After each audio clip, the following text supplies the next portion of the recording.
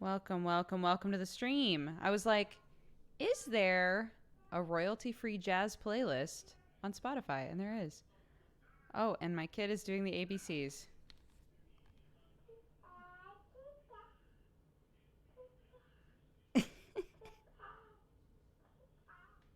Amazing.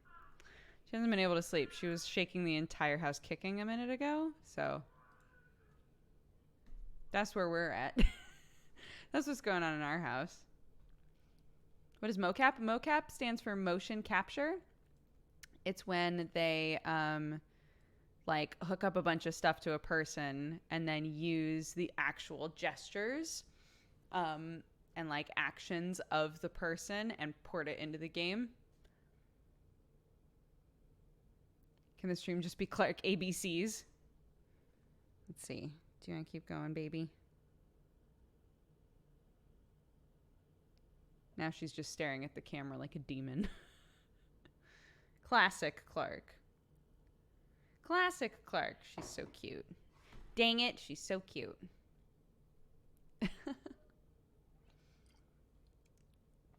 All right. Sam gave me a beer. Who am I to say no? We've got something different coming in the mail, I was going to say.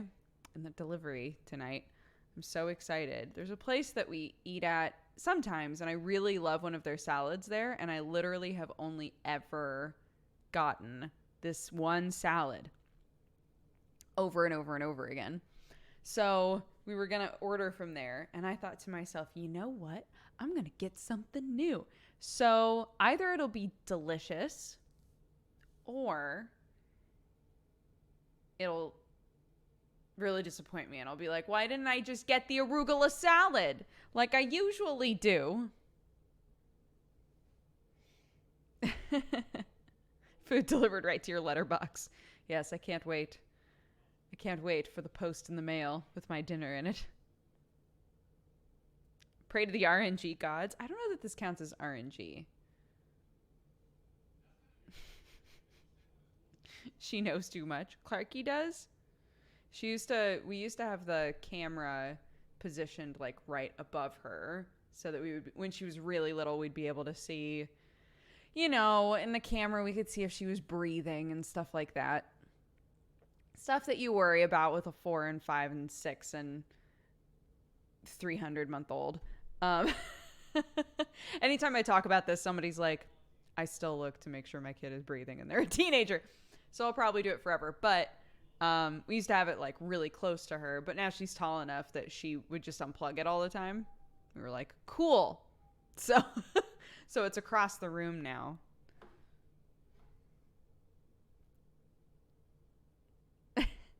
It's a beet bowl.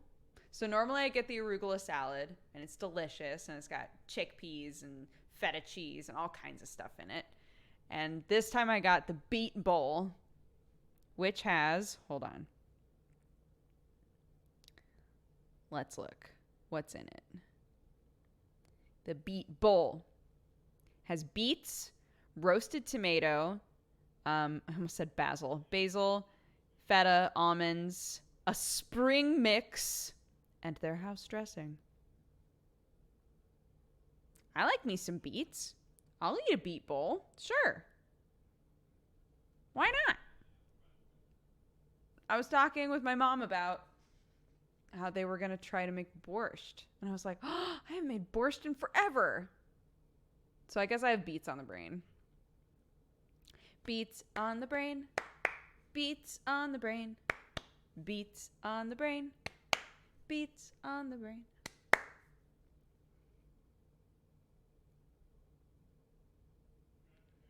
I'm ready to make Blacksad our boyfriend. My mods know what's up.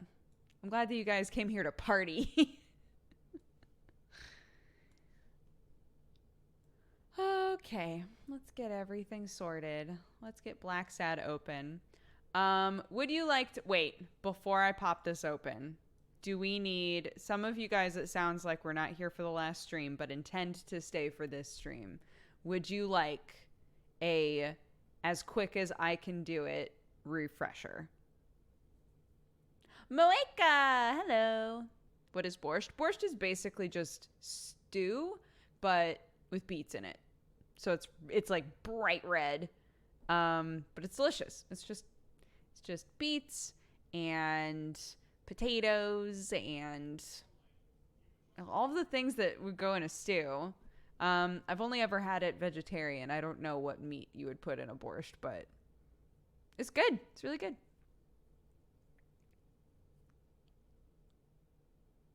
Okay. Recap. Okay, let's see. So, we play John Blacksad, handsome adult cat, and also incredible detective in New York, in Animal, New York, in the 1950s.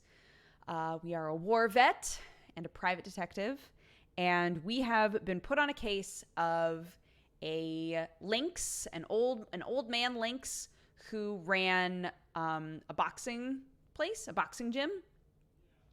He was found hung, and everyone has determined that it was a suicide. His daughter came to us and said, I own the gym now. We're out of money. We have nothing. The only way that we're going to be able to keep the gym afloat is if this important match happens. We're told that they have a fighter named Bobby Yale. Bobby Yale is a big doggo, swole doggo, who was supposed to be doing this match but disappeared the exact same night that her father was found hanging. So we're like, okay, we can find Bobby Yale for you. It was literally find Bobby Yale. That's all that we were hired to do, right? But of course, we show up and we're looking around the place and we're starting to think, maybe this wasn't a suicide. There's lots of signs that point to it not being a suicide. Lots of evidence all over the gym that tells us about all of the different people that are there. There's, some like fishy things about the daughter. There's some fishy things about our friend Jake, who was the one who brought her to us in the first place and recommended us to be her detective. But in the end, we're like, all right, I'm supposed to find Bobby Yale. Once I find Bobby, I'll be able to, sort everything else out. Because as of right now, the signs are pointing to Bobby potentially being the murderer, even though we're not sure, right? So, long story short, we find him. He fights us because he thinks that we're threatening his aunt, who was involved in the whole thing. So we're at his aunt's house, and it turns out she's harboring him, right? So we get into a tussle, and in the end, the both of us go to the hospital. We had a hilarious fight with Bobby Yale, who is, again, a very swole doggo.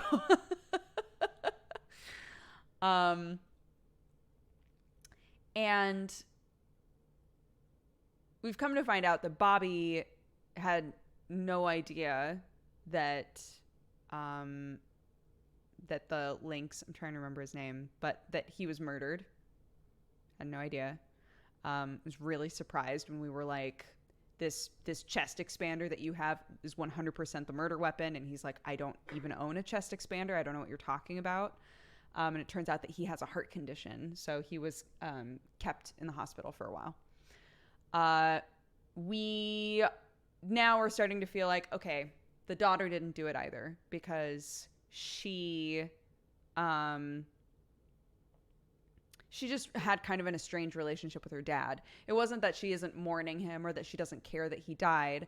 It's that she sort of spent her entire life pushing him away. And now he's gone. And she's like sort of afloat and not really sure what to do and trying to like save his gym, right? We realize that there are some weird ties to a bookie, a wolf who's in town named O'Leary. And so we go to see what his whole thing is about. And it turns out he has lots of information about pretty much everybody in town. Anybody that he's ever dealt with or researched to try and coerce in some way. He has files on absolutely everybody. Even our doggo friend who runs the police station, but we decided not to look at his folder. The game gave us a choice. It was like, do you want to look at his folder? And I was like, no. No, I don't. I'm trying to remember specifically why we went there. He had approached us looking for information about Bobby. We refused to help him.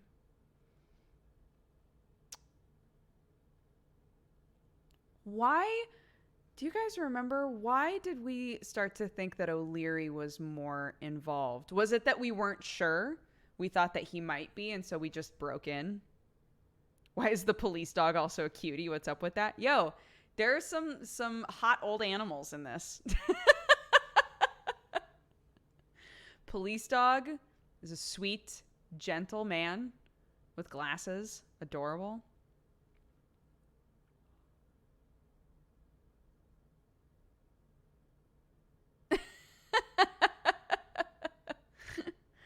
Yeah, I'm trying to figure out how to consolidate what happened in our last stream, because so they were keeping an eye on Bobby Yale's apartment. We used our friend Jake, who works for O'Leary. He's like totally clean, but works for O'Leary. We used him to break in to where their offices are, and we read all of the files that we could on everybody who was of interest. We watched him shoot a guy. We watched him shoot this like piece of shit dog, and I tried to save him multiple times, and the game wouldn't let me. Anytime I tried to save him, I just got shot. So I was like, I guess okay. We managed to fool them into thinking that I was just arriving, not that I had been there the whole time and watched all of it. And they also interrogated me in exactly the same way. I convinced them that I was told by one of his lackeys to come there, and so they let me go. I also went to a poker game. I can't remember exactly why we did some of this stuff.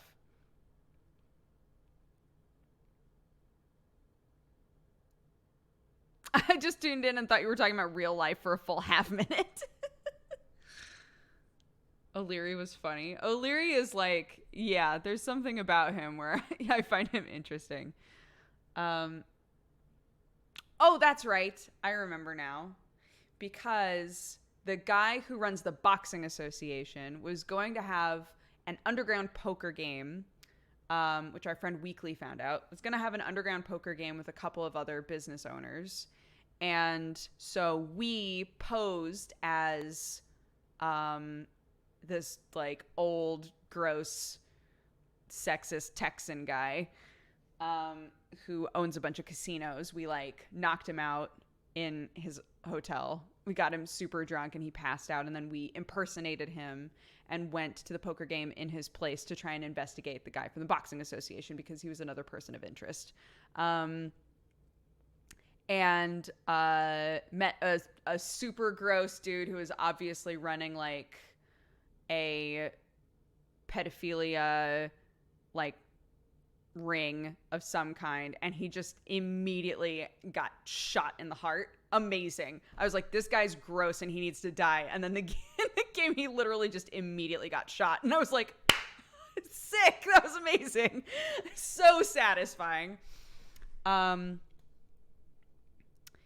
Yeah. That's the thing that I remember the most from all of that. It was mostly to kind of pick the brain of the boxing association guy, but we didn't really find out much, just that he was really frustrated by, you know, people who were trying to go against the boxing association and all of this stuff. I need to rewatch that part. It was so good. It went from like one end to the other. It was me going, I'm going to be so mad if this guy walks away and we don't do anything about it. Like, this is infuriating. Like, what a disgusting person. And then immediately got shot. It was so good. It was so good.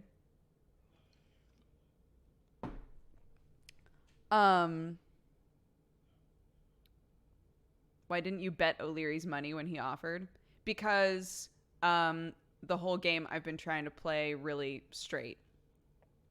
So I refused to work with O'Leary.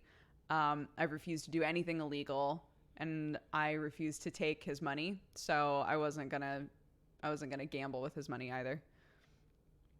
Because who knows? Who knows how stuff is gonna wind up, right? So, in the end, the other person that we talked to was a famous tennis player who used to date O'Leary. And she was like, ew, he's gross. We were like, we work for the FBI, right? And she bought it. And we said, we have evidence that some of your first matches were rigged. She was like, okay. We were like, how do you feel about O'Leary? She was like, ew, we don't date anymore, blah, blah, blah. But we saw that she was using a thing with his insignia on it. And we were like, does she actually hate him, though? So, Helen Moore, that was her name. So, Helen Moore, who is kind of a sassy, mean tennis lady, we are now playing as Weekly and trying to get evidence of her being involved in O'Leary's business. And the game would not let me take a picture of a thing that I was trying to take a picture of, and I got so mad that I just turned it off, and that's where we ended.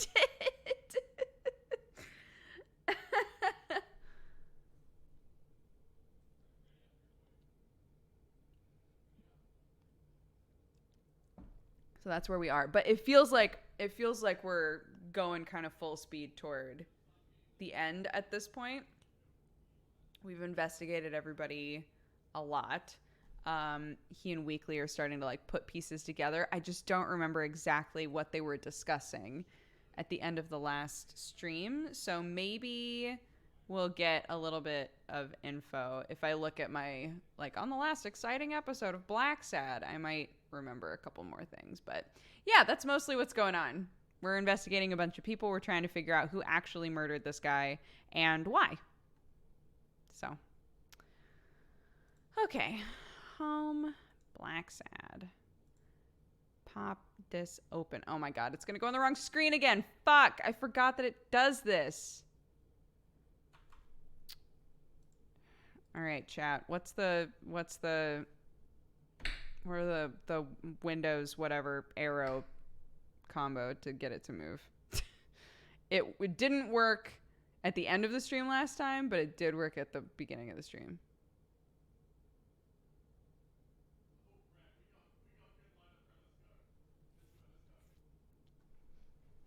Shift enter? It's shift enter?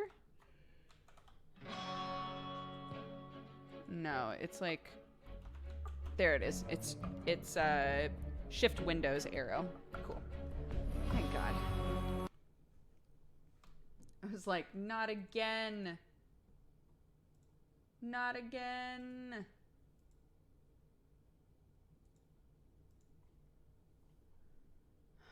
Okay.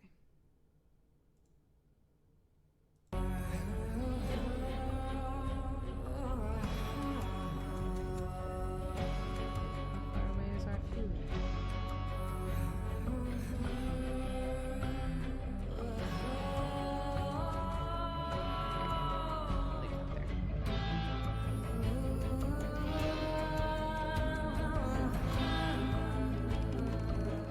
That's right. This is a controller game, isn't it?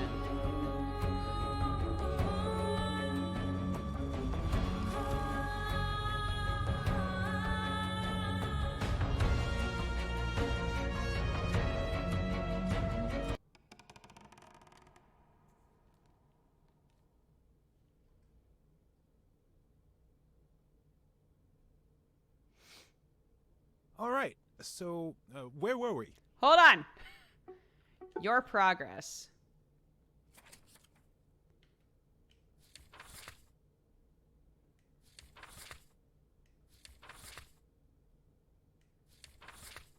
Okay. Oh, right. Oh, shit. Okay. Yes. So this is where we reconnected with her. The anteater tried to kill us. Oh, that's right. This anteater was hired by somebody. We've found evidence of his boot prints rifling through shit, and also on the day of the murder. Oh my God, that's right. Holy shit, I missed so much. Okay, so we found this picture, and it's of this guy and the guy who died, and then 3 others that were in like their group in the war. We like talked with her about it, and an anteater showed up and tried to kill us. This is our hot dog friend. Okay, we went to Joe Dunn's apartment. Joe Dunn is the deceased. We went to his apartment because we had reason to believe that he had hidden something there, that this anteater was hired and looking for something but still hadn't found it. But we thought that we knew where it was, and we were correct. And it was, what, a notebook?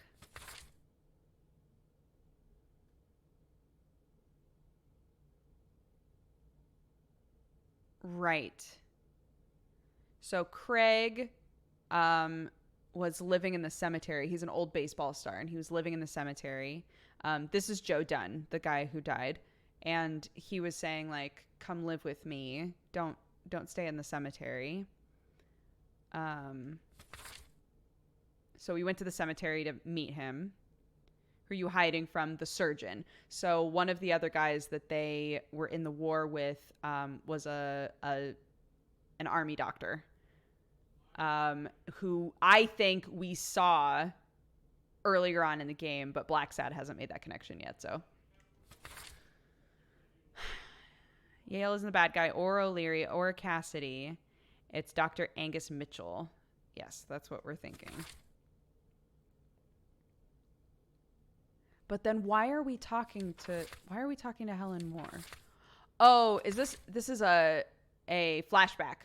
I'm remembering this now. So we're currently like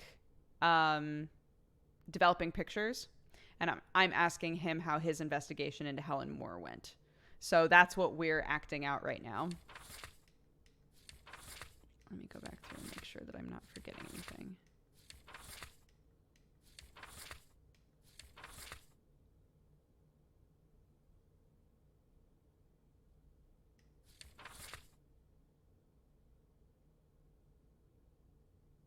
Right. Okay. So yeah, there's a short flashback where we're playing as Weekly and trying to get evidence that Helen Moore is like a shady weirdo. Your manager is Frank Cassidy, president of the Boxing Managers I Association. know so much of New happened. York. I'm so glad that it According has to that. him, only boxers working with member managers should be allowed to compete. What do you think about that? Cassidy is a great manager, really. No complaints there. And the work he's putting in as president of the association is really valuable. But, I don't know, maybe in this case, Joe Dunn was right. Wait, no. Could you keep that last comment off the record? You know, on the down low. My lips are sealed. Let's get that picture taken. Okay, now raise your head and your arms up like you were celebrating a victory. Like these? Exactly. Wait, I accidentally moved. Stand still. I'll take another one.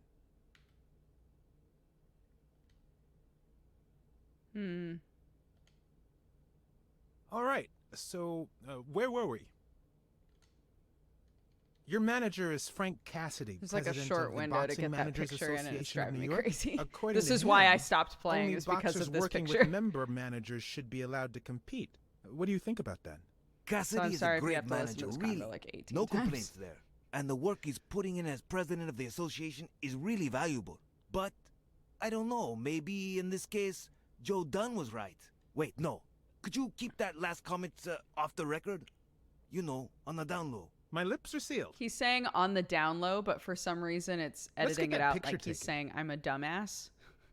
And I don't know why. Turn around and show me those biceps from behind. Like that? That's it.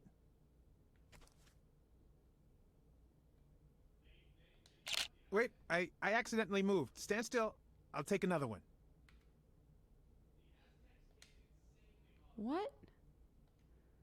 I don't know how this All right, works. so where were we? Your manager is Frank Cassidy, president of the Boxing Managers Association of New York. According to him, only boxers working with member managers should be allowed to compete. What do you think about that? So how are Cassidy you guys is a great tonight? manager, really. No Doing complaints super there. good, I hope. And the work he's putting in as president of the association is really valuable. But, I don't know, maybe in this case, Joe Dunn was right. Wait, no. Could you keep that last comment off the record? You know, on the down low. My lips are sealed. You know, on the down low. That's like 100% what he's saying, right? Let's get that picture I taken. don't know why it subtitles it that way. Okay, now raise your head and your arms up like you were celebrating a victory. Like these? Exactly. Wait, Beautiful. I accidentally moved. Stand still. I'll take another one. What's with me today? Don't move, please. I got it. I did it. Now we got it. Should we keep at it? I'm going to take one more, all right? Eyes closed. Let's see what you think about this. Close your eyes and rest your chin on your fist. The boxing thinker. Like these? Exactly. Like these. I feel bad for him. Your girlfriend's really mean, dude. What's up with me? Stand still. I'll take it again. No! Oh my god, please don't make me do both pictures again. All right. So, where were we? Oh my god. I have to Your do it manager again. is Frank Cassidy, president of the Boxing Managers Association of New York. According to him, only boxers working with member managers should be allowed to compete. What do you think about that? Cassidy is a great manager, really. No complaints there. And the work he's putting in as president of the association is really valuable. But, I don't know, maybe in this case, I'm so Joe annoyed Dunn with was right. this. Wait, no. Could you keep that last comment off the record? You know, on the down low. My lips are sealed. I'm a down low. Let's get that picture taken. Show me your back. Turn around and show me those biceps from behind. Like that? That's it. Oops. Wait, I accidentally moved. Stand still. I'll take another one. What's with me today? Okay. Don't move, please. Now we got it. Should we keep at it? Okay. I'm going to take one more, all right? Let's see what you think about this. Close your eyes and rest your chin on your fist. The boxing thinker. Like these? Exactly. What's up with me? Stand still. I'll take it again. I got it. I can't seem to get it right. Don't move. Oh my god. I think I'm going to have to take a third one. It's about time. Finally, we're all set. Oh, Wait. So. are oh you telling thank me god. The photos are developed? Or is that what you said to Stone? Both. Just look. Is she using performance enhancers? How much do you think each bicep weighs? A lot. But less than your tongue. You're hilarious. But look, there's a card there. That's a decent picture. But it doesn't tell the truth. Huh? Of course it's the truth. I was there. Stone isn't as strong as he looks. And Moore certainly doesn't need him to lift her up. Look at his hand. Is he pulling something out of Moore's purse? Or putting it in? Putting it in. Ob. Who's that guy? I know he's not a fan. You should have seen her face when she saw him. The boxing thinker? The boxing poet. Boxing just might turn out to be the intellectual sport of choice. I think she only smokes when she's nervous. What was making her nervous? It was the lizard.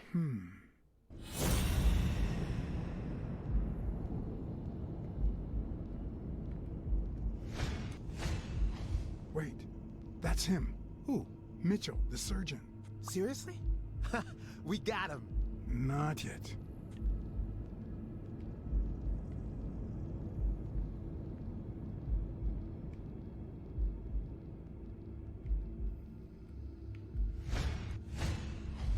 I've seen that matchbox before.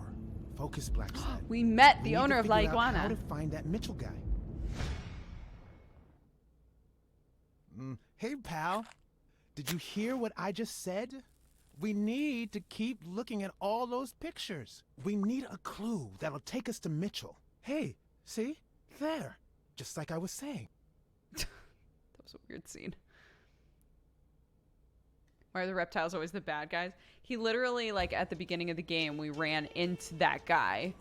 And he said, our society in general doesn't really trust reptiles, but we need to move past that because it's really unfounded. And now here we are. Brawls aren't even the worst part of my job. Sure, you may take a beating, but at least you get the chance to defend yourself. But when you're sitting in your car all night, there's no way out.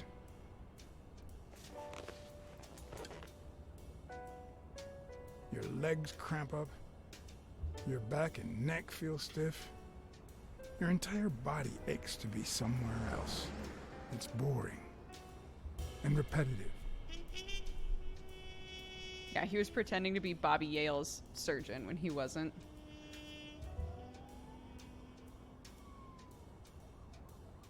We were like, okay. People were finally leaving the place. The bar was about to close.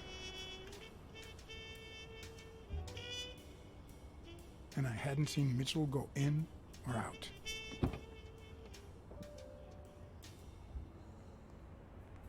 I had no choice. But we know the owner. We know the owner. We just have to pretend to be Texan. This is gonna go badly. I see you took me up on my invitation. And you're smart. You knew not to come until my anti-fur regulars had all cleared out. I can't say no to good advice. Or good bourbon.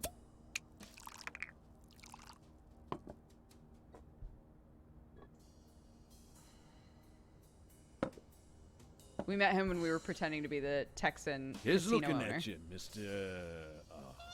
What was your name?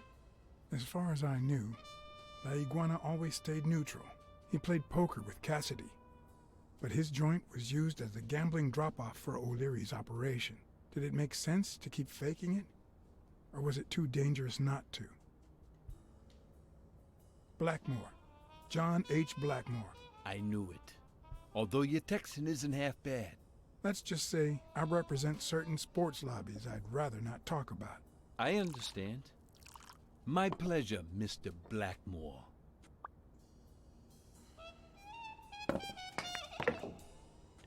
You're a natural. That sure beats your poker game. Damn. This is much easier. No one can cheat. You barely flinched when Cassidy decided to teach that eagle a lesson. What do you want me to say? Welcome, you fine, cat-loving, coffee-drinking burrito 100%. babe. If Cassidy hadn't ordered his barber to kill that man, I would have done it myself. Some people just don't deserve to live.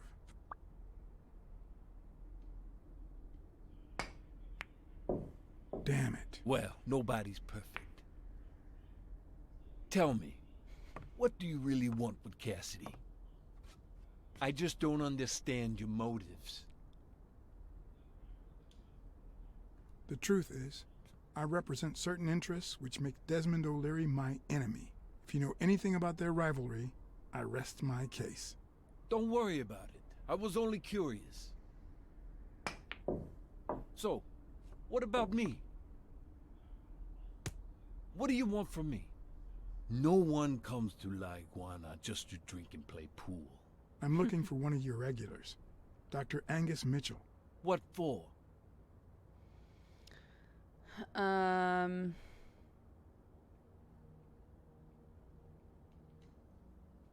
cops are on his tail. I just want to warn him. Sure. Tell you what, I'll talk to Mitchell. Come back tomorrow night. You don't understand. I have to talk to him, or else. Or else what?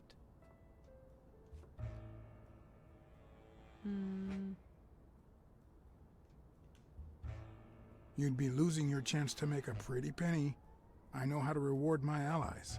You think I'd spend my time in this dump if all I cared about was the money? Please, cut the crap. Anything else?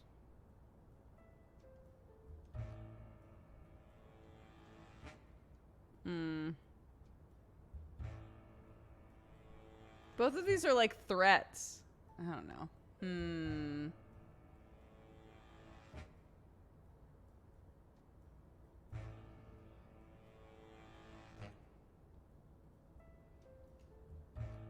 I don't think Cassidy would be too happy about the role his poker buddy plays in O'Leary's gambling operation. I'm sure you understand that. Son of a bitch. All right. Give me your phone number, and I'll give you a call when Mitchell shows up. No. You're gonna call him right now, and you're gonna give him this message. Oh, damn. But when you're sitting in your car all night, there's no way out. Your legs cramp up, your back and neck feel stiff, your entire body aches to be somewhere else. It's boring and repetitive.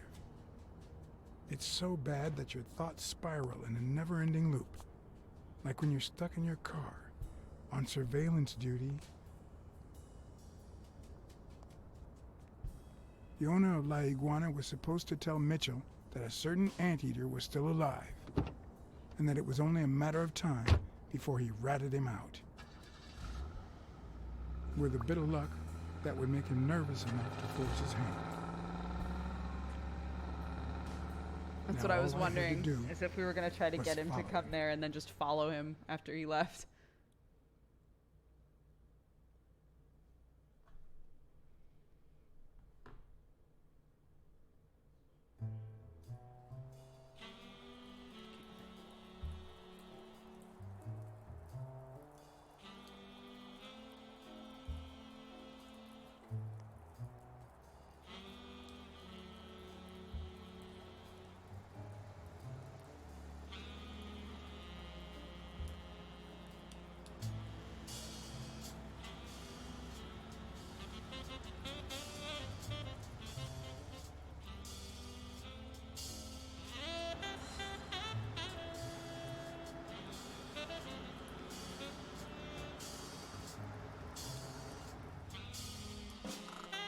Got very close to that wall before he stopped.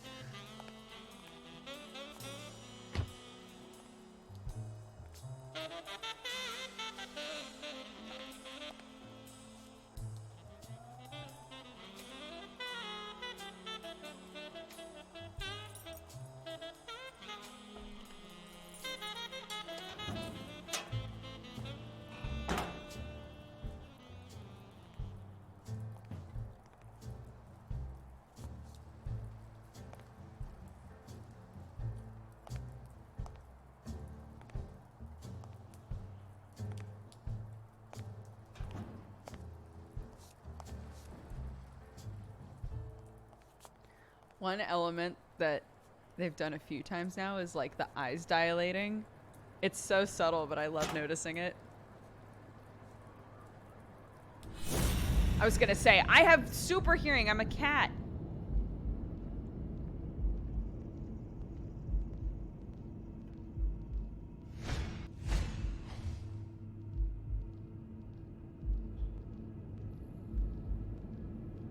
Nothing to say? Is this a horse?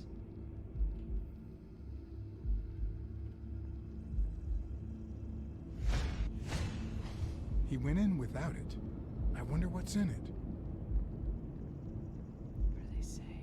Hey. Hey, what you talking about? Hey.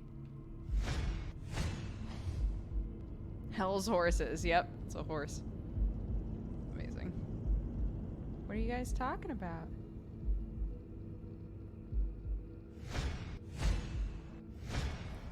We'll be just fine, don't worry. Gil, stand guard right here. If the cat shows up, you know what to do. I'll be back in an hour.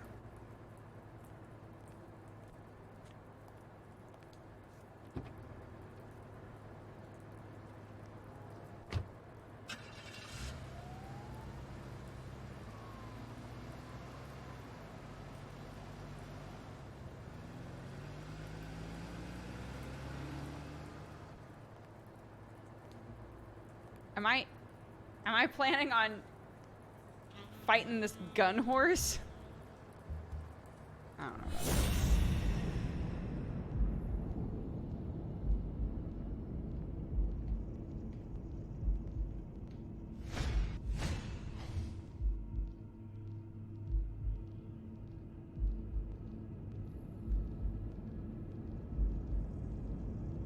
I wonder if they let you zoom in so you can see how many bullets are left.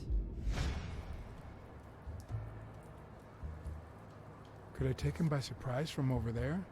Although I don't know how I'd get there.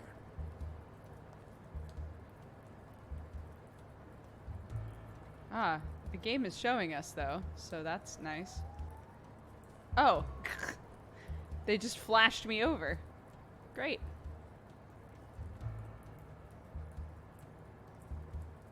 All right, time to be a cat on a hot tin roof. Come on, baby.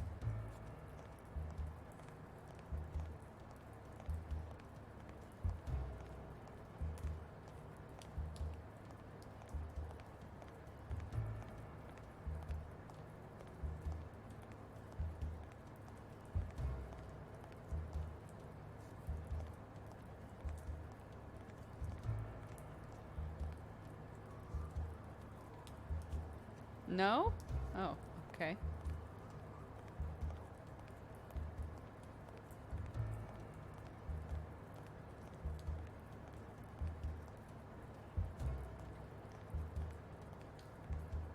Nice!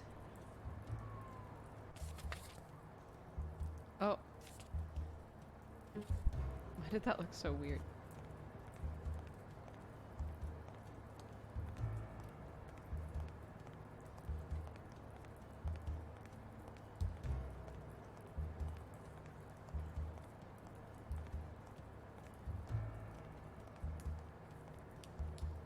How are we going all the way around?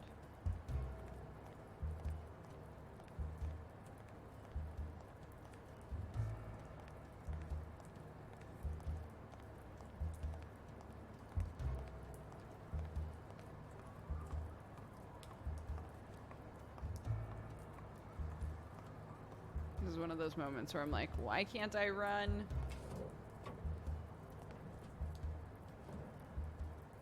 What's the plan here, Blacksad?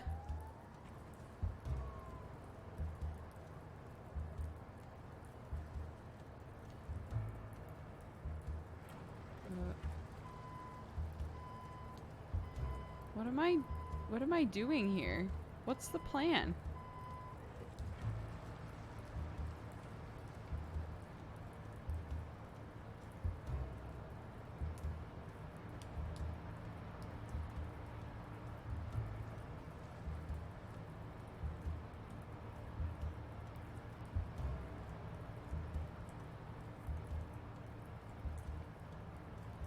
Am I supposed to grab pallets?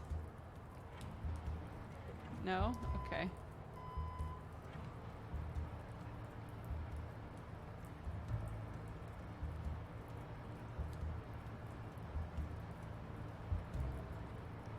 This is so weird.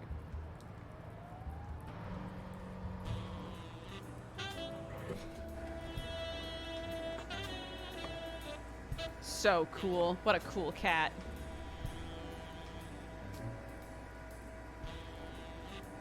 Oh! My food's here. Keep being cool, bud. Oh, I can pause him. I can pause him mid-cool. Hold on.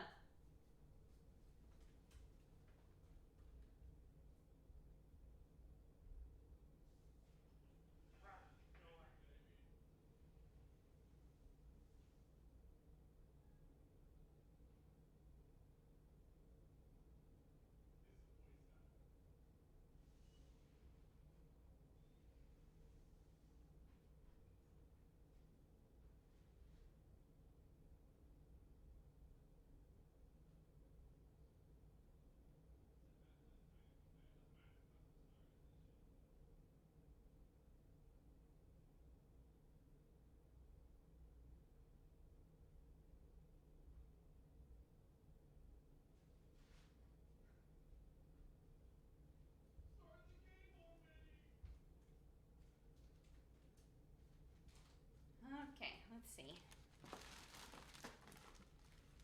Here's my beet bowl. Delightful. Okay.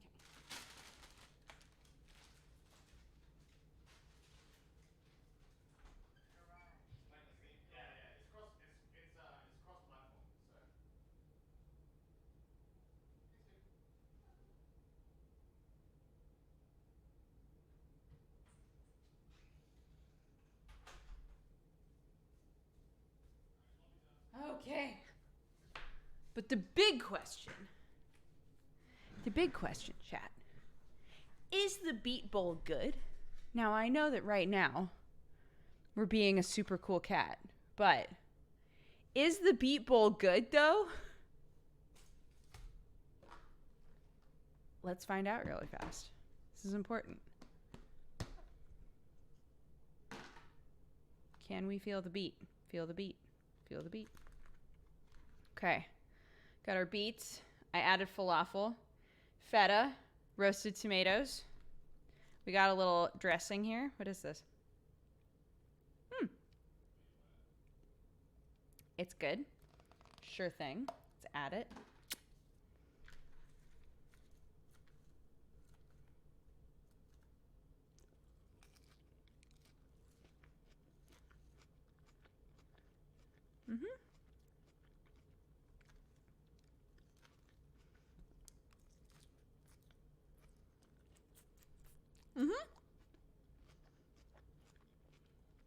It's good.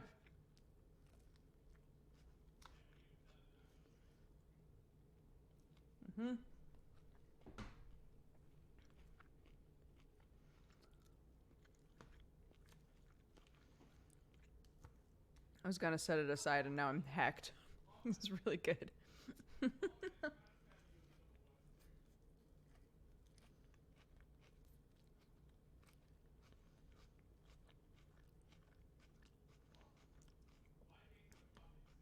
All the tomato bits are so big. That would be my only complaint, I think.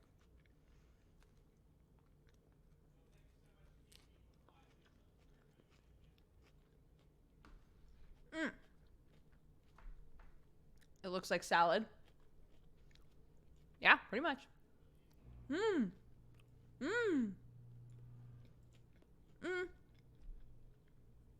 Does it beat my usual order? That's a great question. I would say no. It's still very good, but what I normally get has lots of variation in texture in it. It's got like quinoa and chickpeas and all kinds of stuff. This has lots of good like flavor combos depending on what you grab, but it doesn't have a lot of texture variation, you know?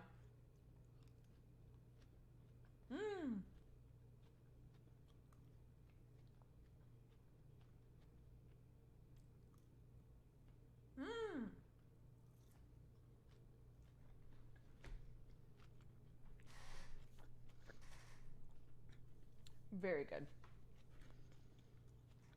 Okay.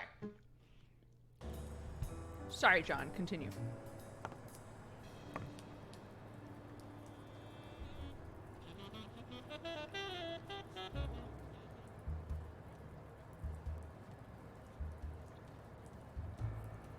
Y'all ready for the QTE of a lifetime?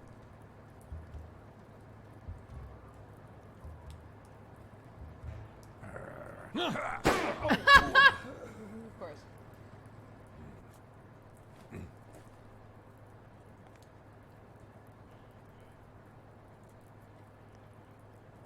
Oops.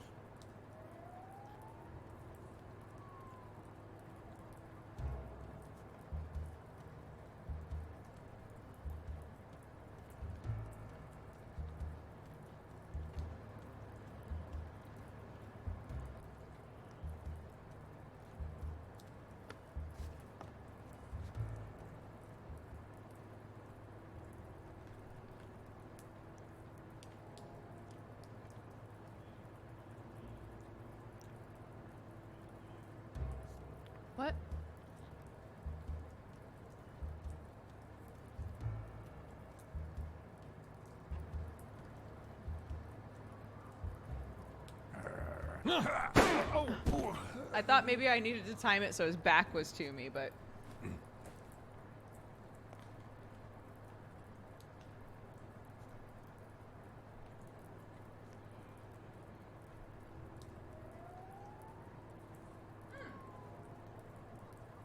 There were some nuts hidden under stuff. There's that texture I want.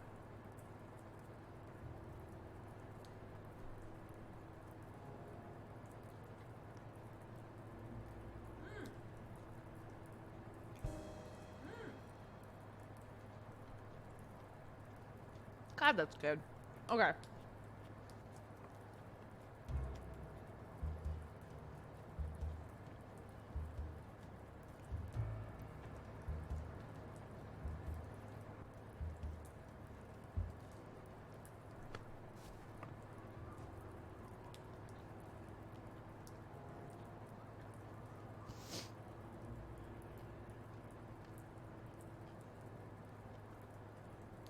Are there any other options up here? Oh.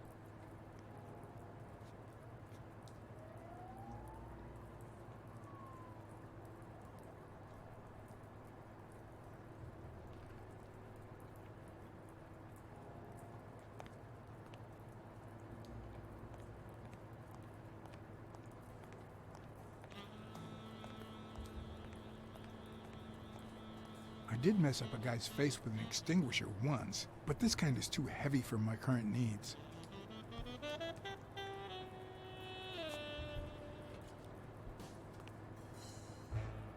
Yeah, we can make this work.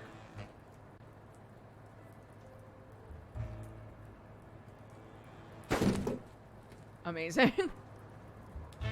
Hell yeah, Blacksad.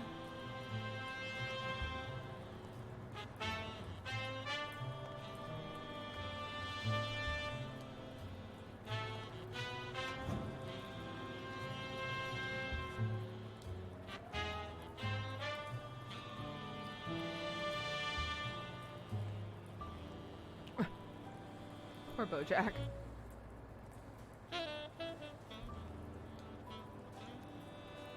That's beating a dead horse, am I right? Yikes. Oh! It's this guy.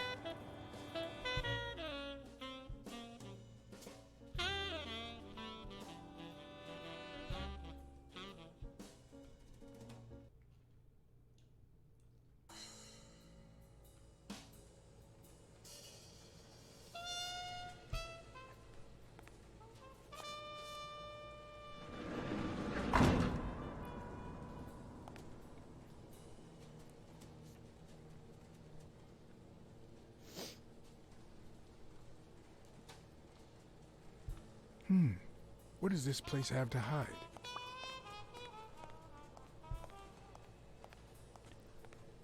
Probably lots of stuff, right?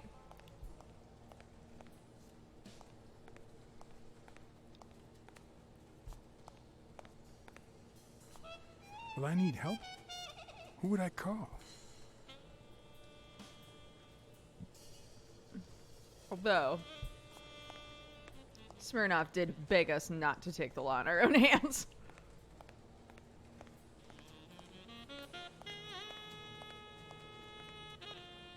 Let me just do a walkthrough first. You can always call Dog Dad later.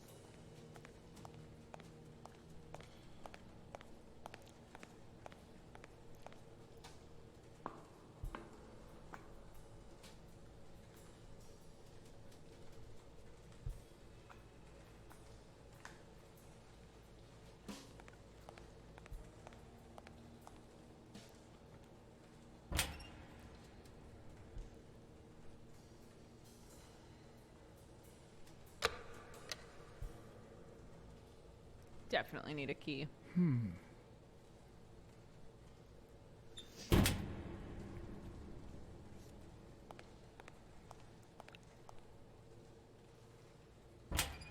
Oh, right. I have bread, too.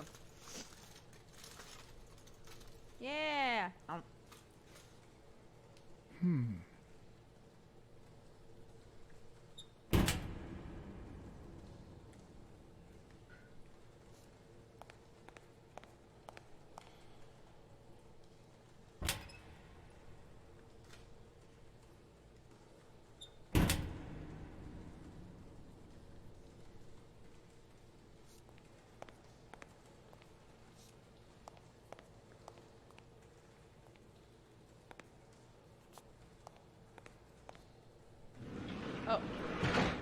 Oh, hi.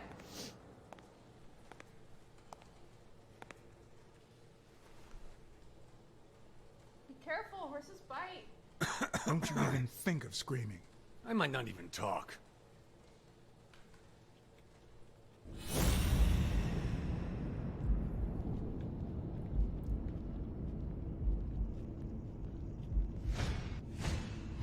It looks like an arrowhead.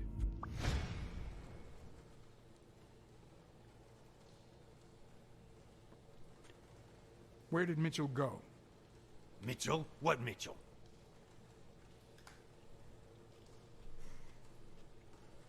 I'll give you a minute to think about some more convincing answers.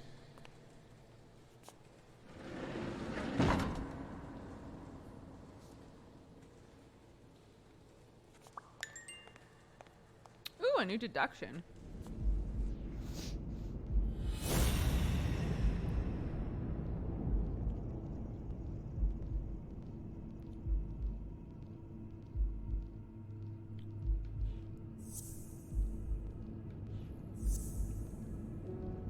What do you mean?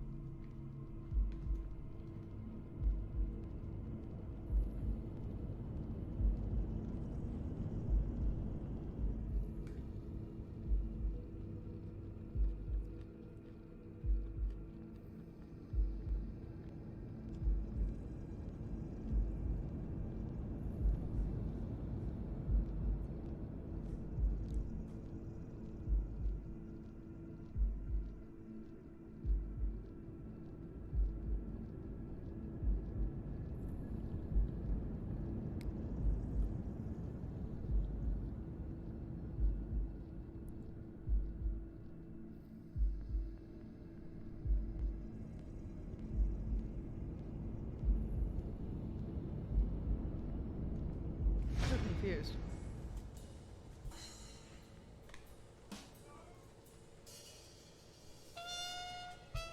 The only new thing that we just got is that the horse has an arrowhead around his neck.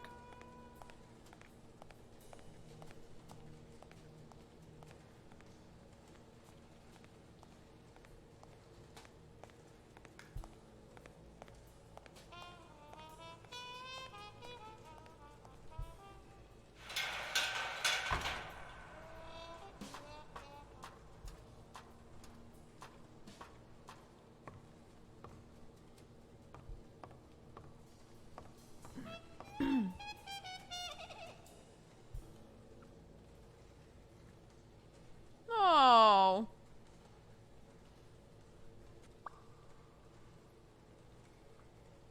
A dream catcher. It's supposed to protect children during the night, trapping all evil in its spider web. If I'm not mistaken, these are incense sticks, used in cleansing rituals. It could be an Ojibwa totem pole, in which case, the top animal would be a crane.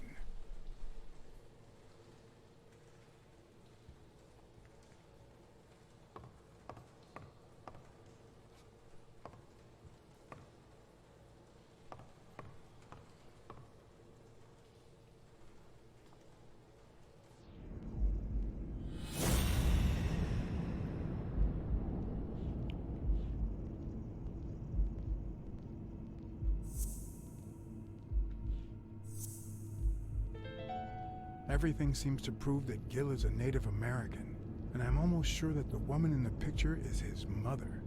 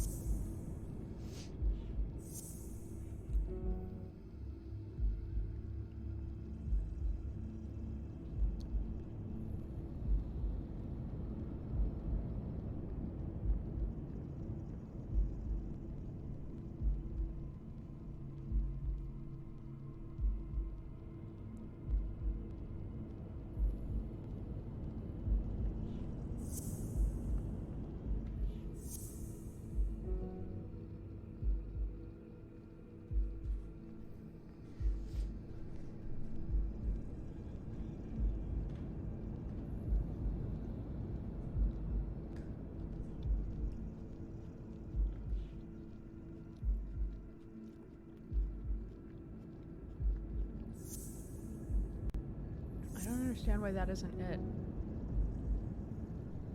Like, it literally answers that question, so I don't know why that question's still there.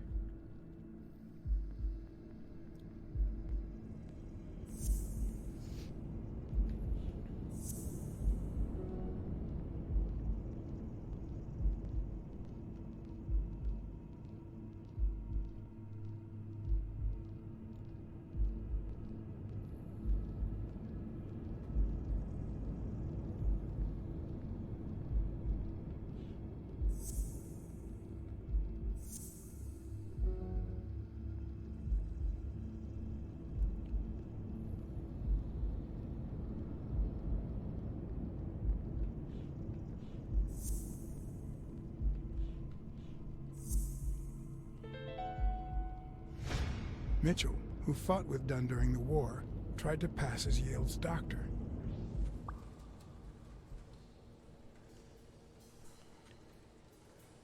Okay.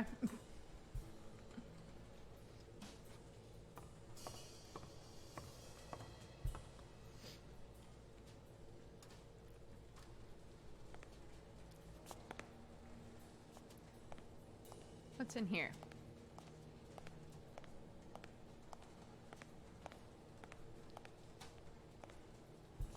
According to this, the warehouse belonged to a Canadian import company.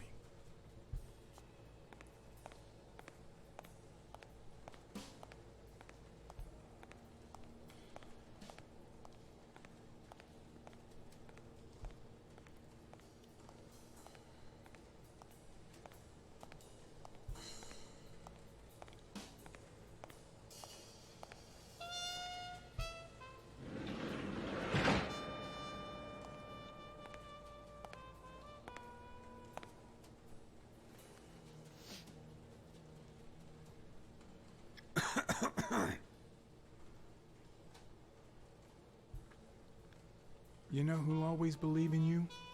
Your mother. My mother never lost her faith in me. And I gave her plenty of reasons when I was a kid. It all started with something as stupid as keeping the change when she sent me for groceries. Then I started stealing fruit from the street stands. And finally, I turned to pickpocketing. Somehow my mother managed to keep me in school until I got into college. But I never gave her reasons to believe in me then either.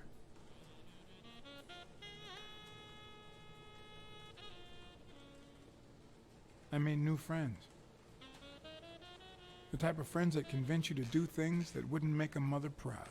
Then Pearl Harbor happened. I got drafted and sent to Europe.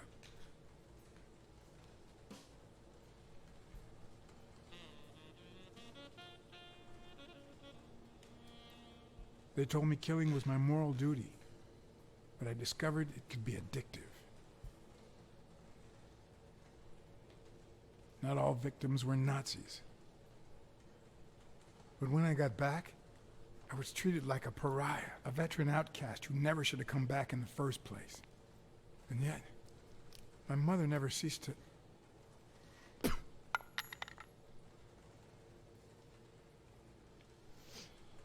I also fought in the war.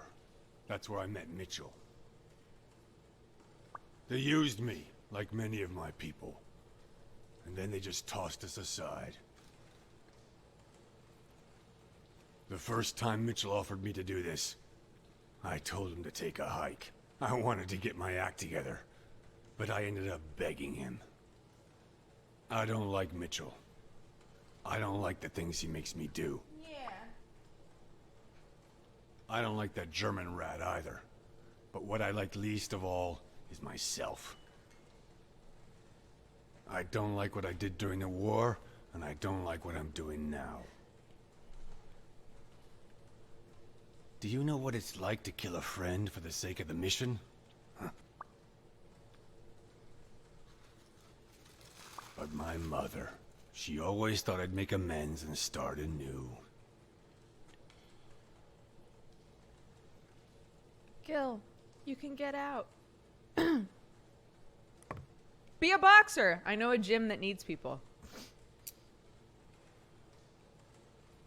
Maybe it's time I did just that. It's number 3.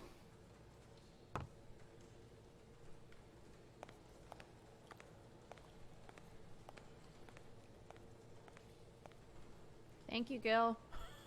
Side note.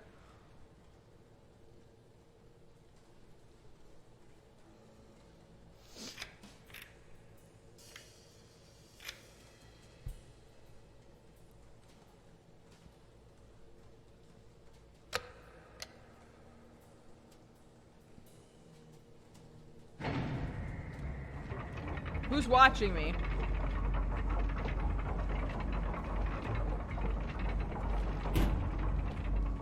Oh.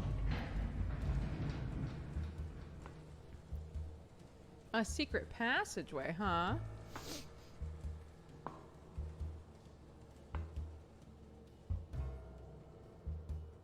Oh, probably our baseball friend.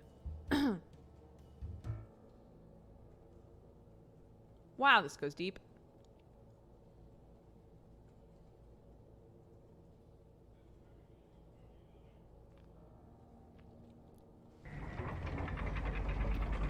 Mm-hmm.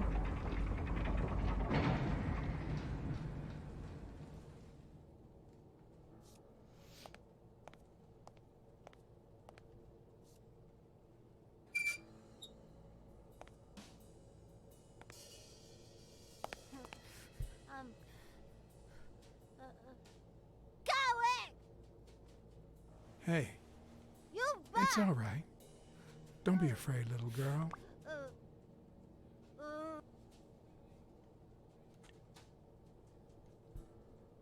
I don't want to scare you, okay? Vita, no hurt.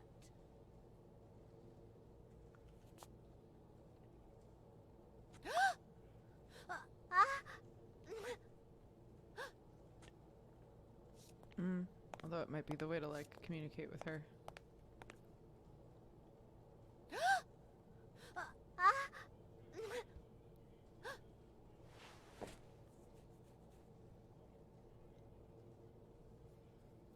Hey, that looks like me.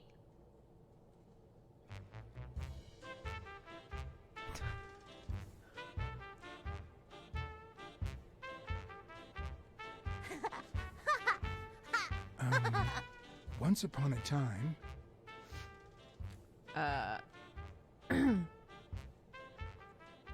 Once upon a time, there was a brave, seafaring little girl called... Brunhilda. Hi, my name is Brunhilde, and I'm very happy. said Brunhilde. And then Brunhilde, who had a beautiful name... Really beautiful. A really beautiful name, ran into someone very special. Oh, who was it? A sea cat. A sea cat called John. I'm a sea cat. My name is John. Hi, John the cat. I really like sea cats. Hi, Brunhilde. I'm going to use my seafaring wisdom to help you. Fill some color balloons. I wonder if get out of a cage is like 2 on the nose. You're out of a cage, too.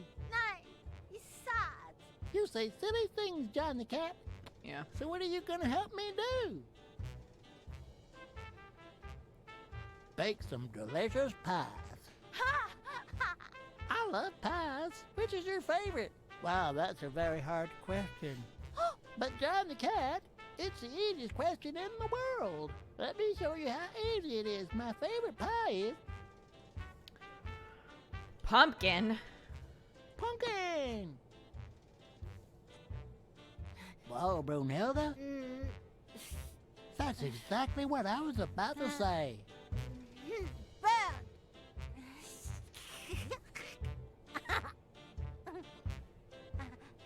Bird.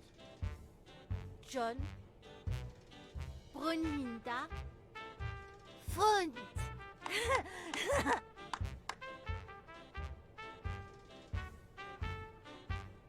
Do play. Each look. Okay. Hi, Bird. Why are you wearing that mask? Weil. Gas. Well, maybe we should get out of here. What do you think, Bird? And what about you, Brunhilde? Don't you think that?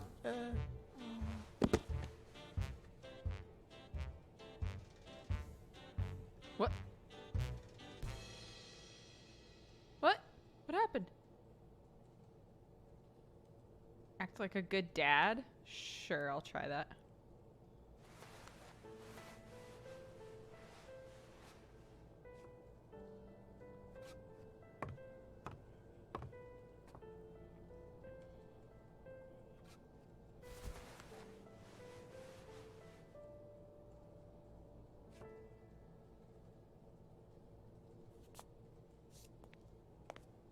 Is there anything else in here?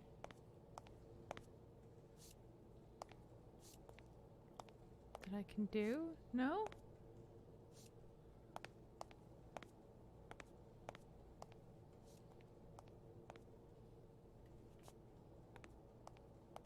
Hey, where's our monkey friend?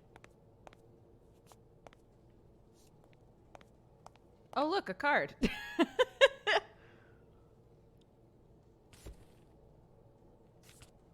Why is that so weird?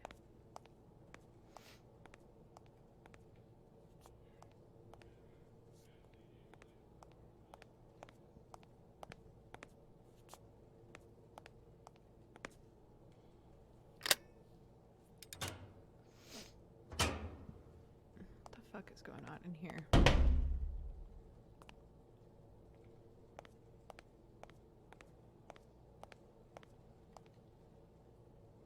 No smoking. Got it.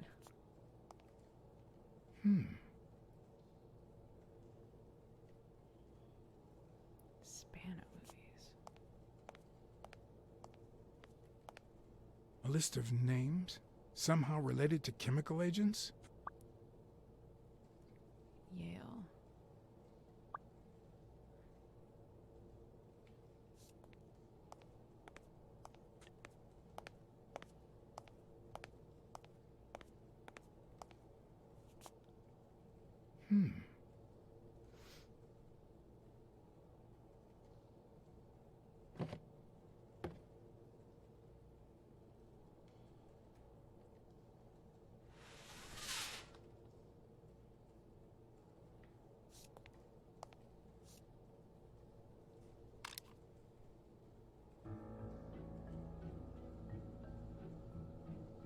I wonder what these are.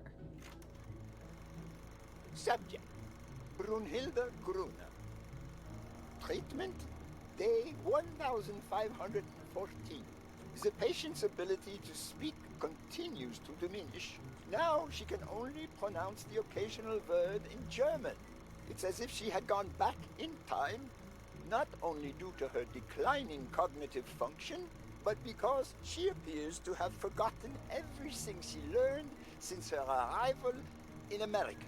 This degeneration persists, and yet, perhaps due to drastic reduction of benzylprodine dosage and an increase of ibupropion, we have observed a 3% of deceleration of said degeneration. Furthermore, and perhaps this is the best finding so far, the subject exhibits a mild recovery of her speaking function. It's not a lot, and yet we are on the right track. All hope is not lost.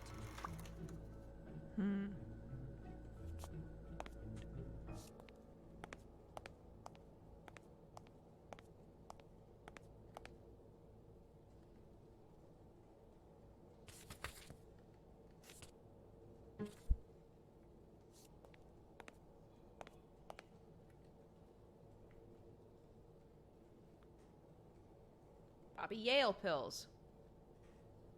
Helen Moore pills.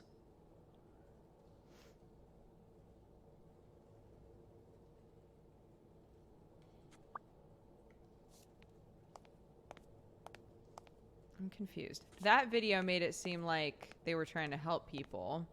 Like they're trying to help this girl. But those pills imply steroids?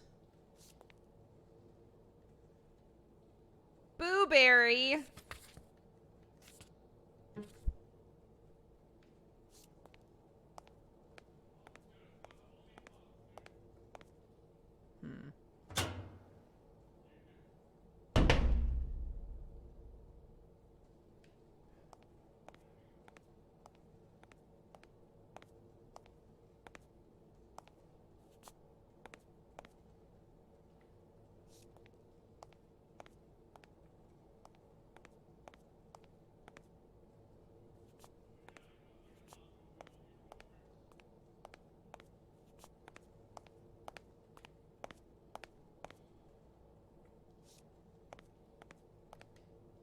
Okay, I'm missing something.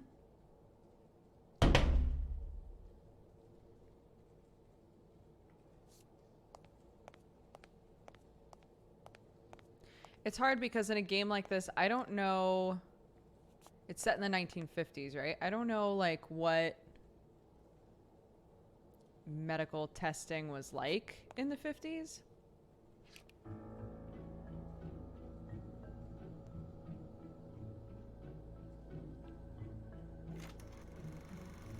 Subject, Craig Spano. Treatment, Day 0.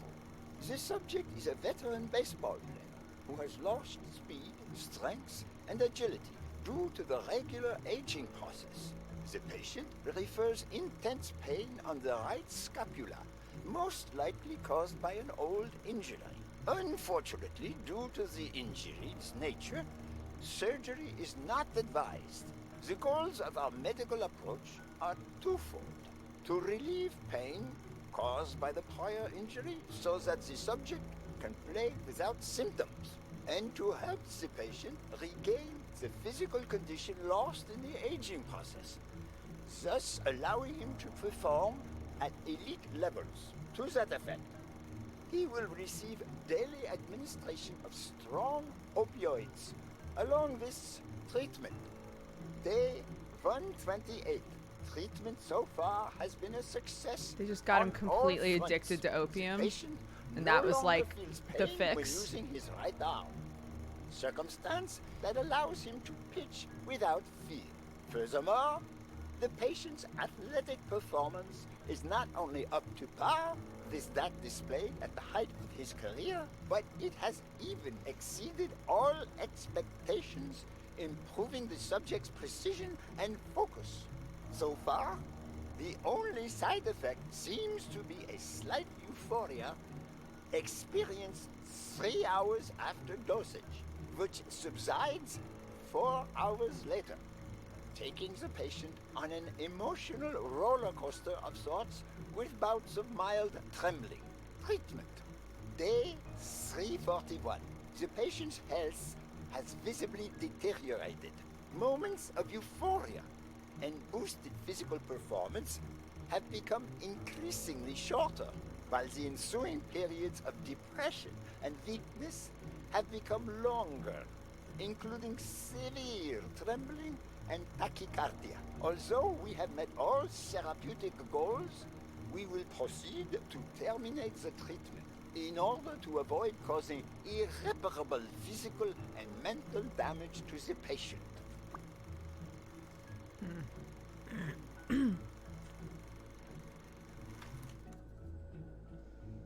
Okay.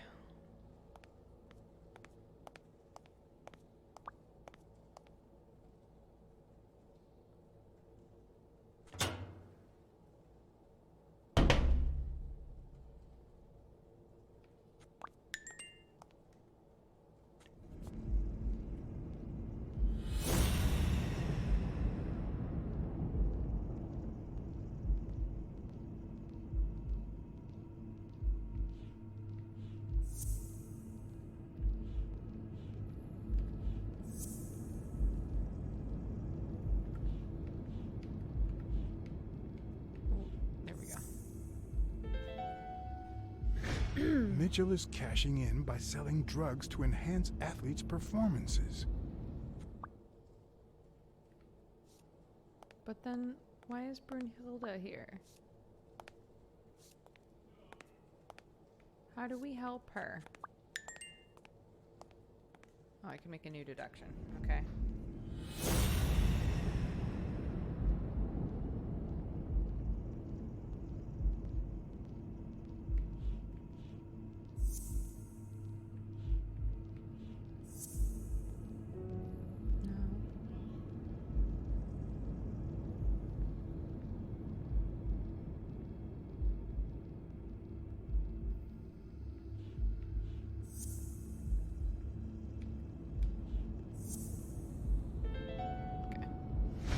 The worst part of Mitchell's scheme isn't that it's illegal or unethical, it's that he didn't even care about compromising the athlete's health. No, I understand that she needs help. I'm saying, why is she locked up and, like... I hear a monkey. Gil? You know you're not allowed down here. You know you're not allowed. It's... You bastard! I kill you right here, right now! I don't know. You don't know? I know you're testing drugs on that girl. Brunhilde? No, she's my daughter. She was born with a degenerative disease, a rare condition similar to the Engelmann syndrome. There are only 4 known cases like hers, and none of the patients reached the age of 5. But I couldn't give up. I continued to research and found something. It didn't make her better, but anyway, that same treatment used on healthy subjects seems to improve their stamina and their reflexes.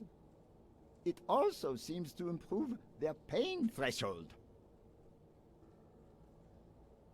Somehow, the Reich heard about my experiments and tried to recruit me to create super soldiers.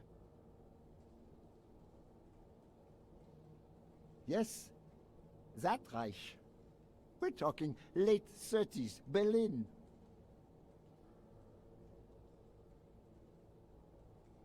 I escaped with Brunhilde and came to your country.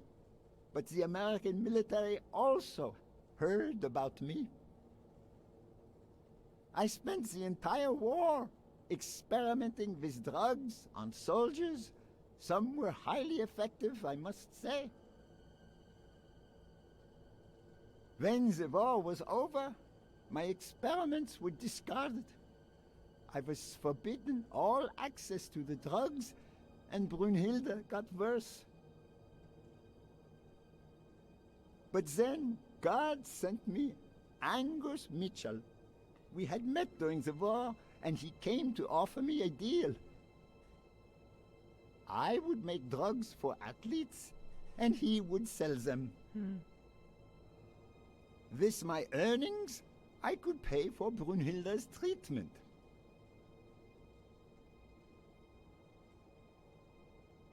What else do you want me to say?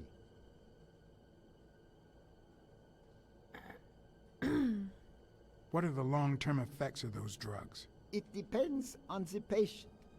But they all develop an addiction, even Brunhilde. They also suffer other symptoms. Some become delirious. She's losing muscle mass by the day. Others lose their ability to focus. And some, slowly but surely, lose it all. About those pills.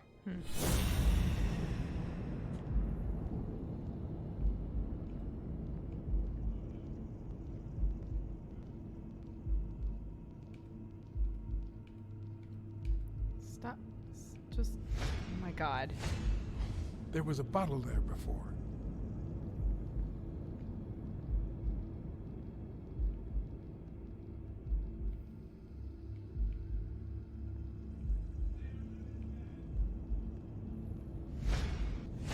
What is he looking at? Someone behind me.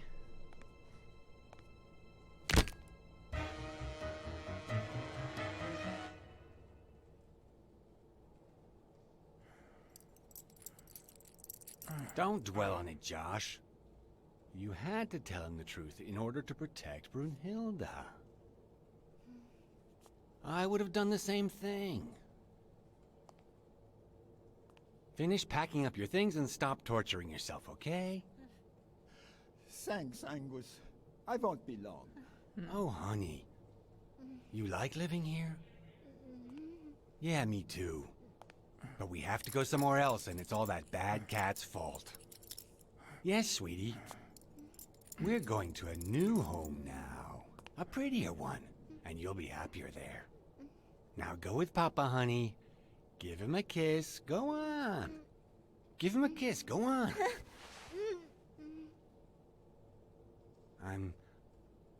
I'm sorry about this, Josh, but we gave it our best, didn't we? Huh?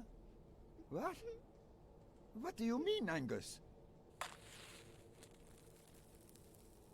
There's a no smoking sign. Oh my god. I wish it hadn't come to this. Angus, what's wrong? Goodbye, Josh.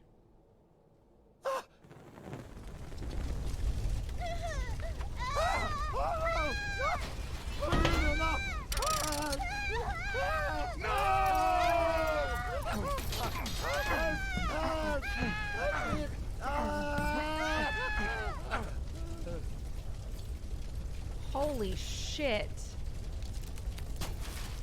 I hope you're happy, you son of a bitch. They were good people.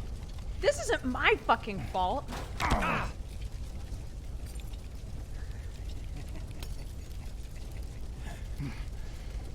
I hope that made you feel better. I like it when you smile. Ugh. You're so far from the truth. What the?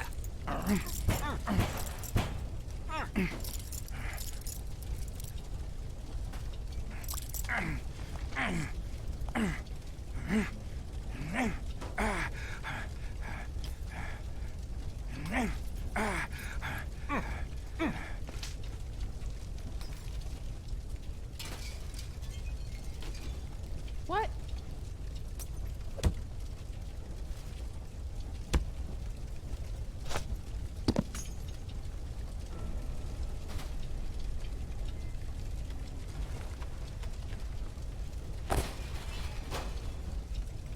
Well, fuck.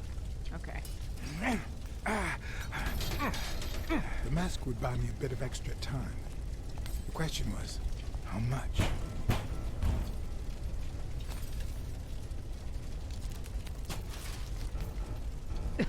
Terrifying.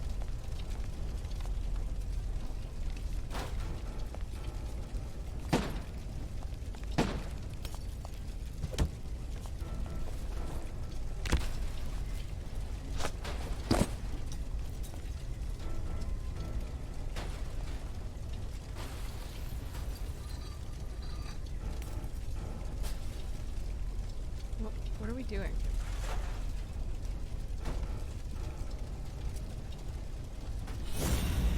This is such a waste of energy, Blacksad. Just leave. Oh. Spano?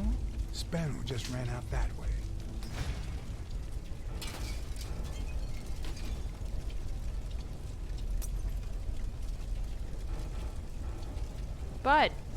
Bud, let's go.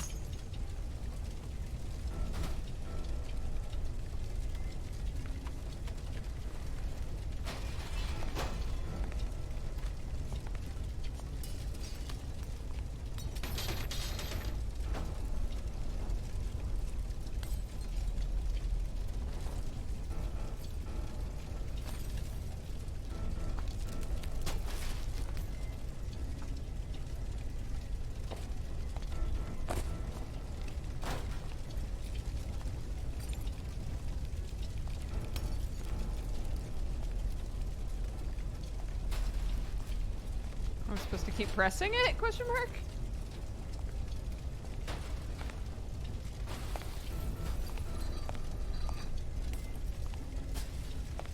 Is...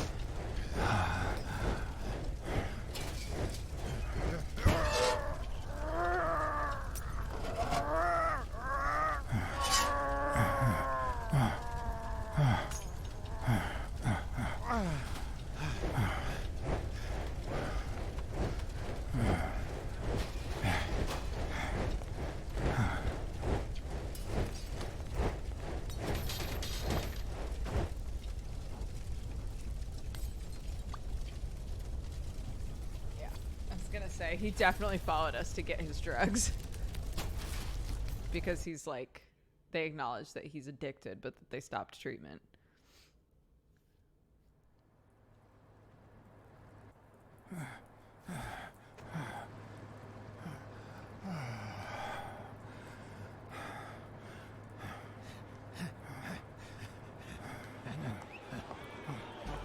Craig Spano is back! Did you miss me? Who wants to see a home run?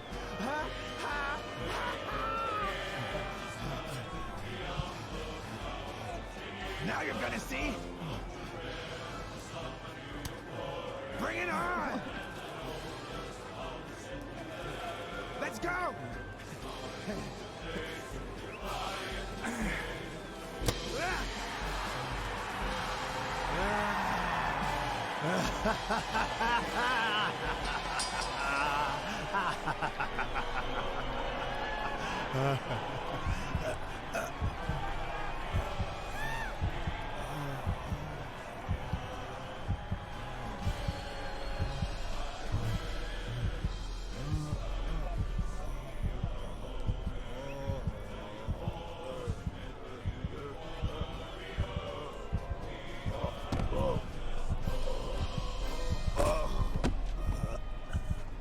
No.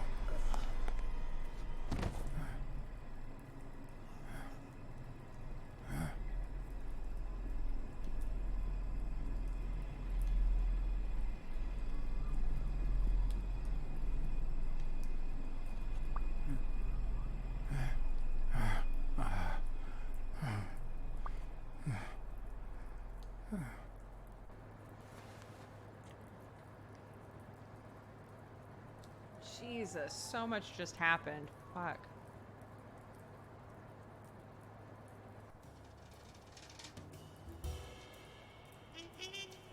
There's only 4 bodies. I think the horse is okay. I totally forgot about the horse until just now. I think the horse left. Don't torture yourself. You did everything you could. Oh. Will he make it? The doctors think so. They found him unconscious by the basement door. Phew. What?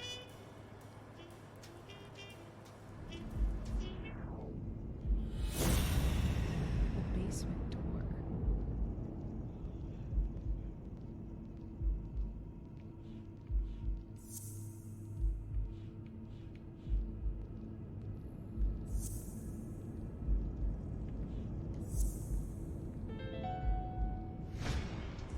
Gil have blocked the basement door from the outside to kill Mitchell? You think? That's a serious accusation. Are you sure, or is this just a theory of yours? It's just a theory. Let's hope we get the truth out of him. Huh.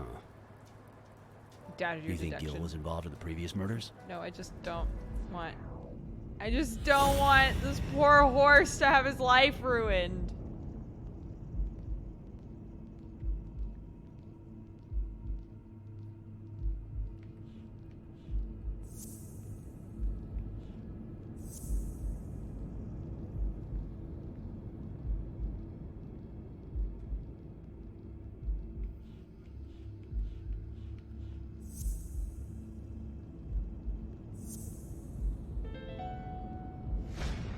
What if it was Gil who killed his partner Randall Lee under Mitchell's orders?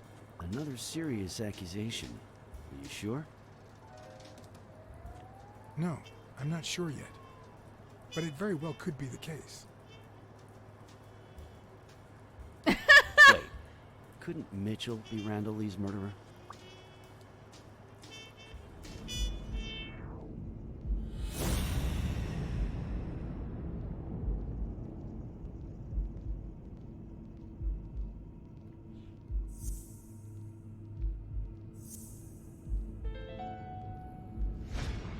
So he misses with 2 shots at point-blank range, and then he hits a guy smack in the forehead from across the street? No. Mitchell is not the sniper who wiped out Randall Lee. Yeah, I guess you're right. But we still don't know what caused Craig Spano's death.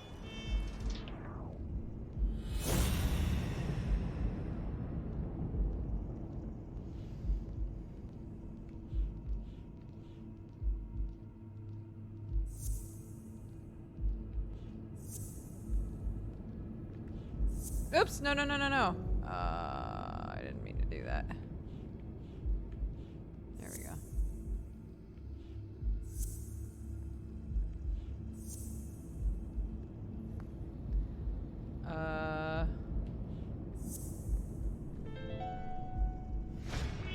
There's no doubt about it. Spano took drugs from the lab, and they killed him. But if that were true, how many more athletes are in danger? And most importantly, who are they? Is Bobby Yale involved? I didn't see them all, but write down these names. Peter Lowe, Xavier Chains, Helen Moore. He's like, I can't Bill write. Do you see Goldman, my arm in a sling or not? Miles Benton, Alexander Wood, Jacob Ziegler, and yes, Bobby Yale.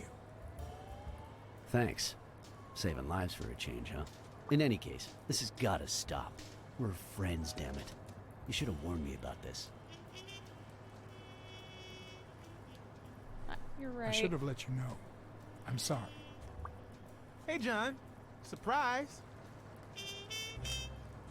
It could have given a tip to a friend, don't you think? Or is that only the case when I helped you? He says, "Oh, Weekly." Get that guy out of here.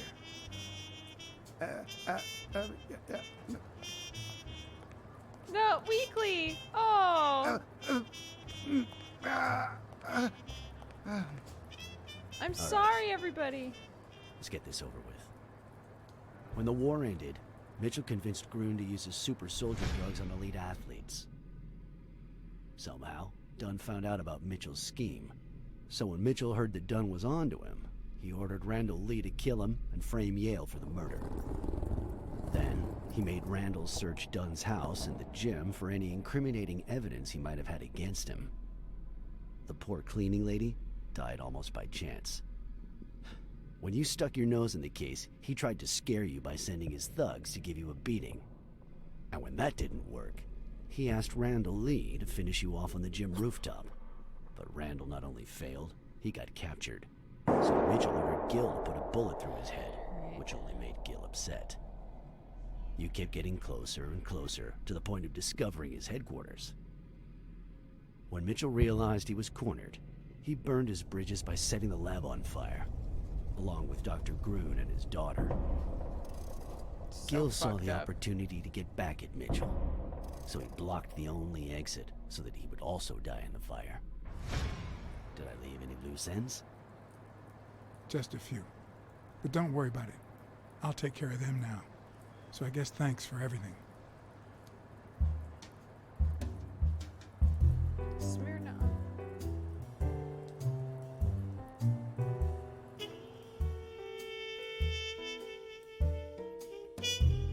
Yeah, everybody's all over my butt. I just watched 4 people die. I got an achievement called noir Congrats. films and novels, solving a case never amounts to a happy ending. The detective is always left with a sense of bitterness. A feeling that, before he took the case, the world was a better place. That he was a better person.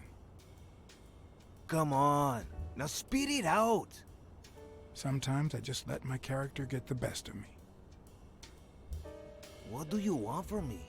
I told Stone what I knew. That he was going to let Yale win. That if he didn't, O'Leary would destroy Helen Moore's career. And that Moore was doomed either way. Or would be, as soon as America discovered her sweetheart was on drugs. I don't believe you. No way. Who sent you? Today? Nobody. And what if I did believe you? What would that change? If I don't do this for her, how could I ever look her in the eyes? How could we stay together? You think you'll stay together when you lose your title and they accuse her of doping? At least I know I tried.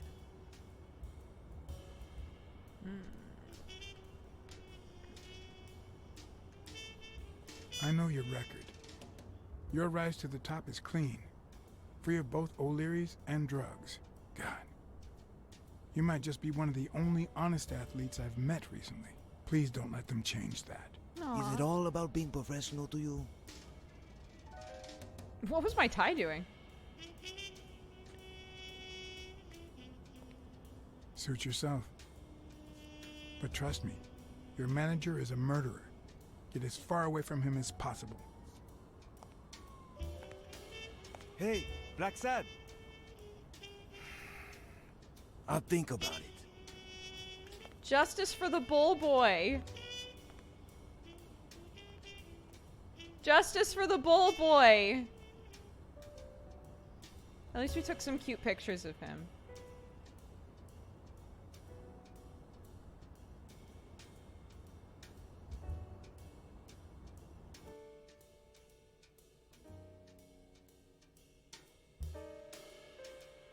He deserves to be with someone who loves him.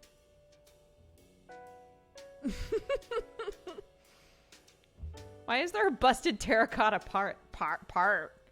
Why is there a busted terracotta part outside that window? Huh? Yale I tell confirmed you to me what. that Dunn found out that Mitchell was giving him meds. That was the reason they argued the evening of his death.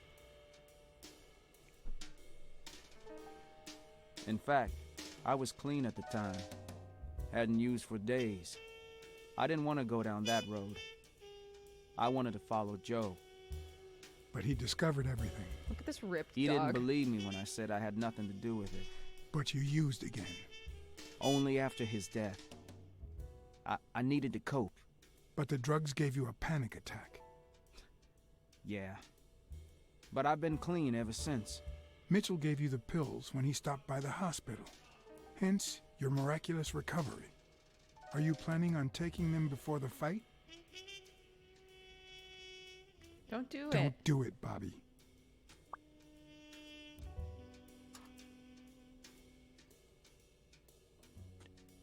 Following Joe's Someone footsteps. has to save the gym. I owe it to Joe. And Sonia. And my Aunt Mary.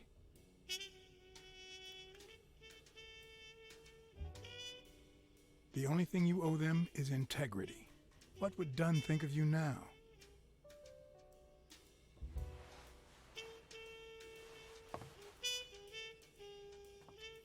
I like that I gave both of these boys the integrity speech. Think about your integrity. Sweet bull boy and sweet dog boy. Oh, that's right. He paints. Also, keep painting, buddy. Why is the scarf there? We took the scarf. We took the scarf earlier. Why is the scarf there? Aunt Mary just leaves that scarf all over the heckin' place.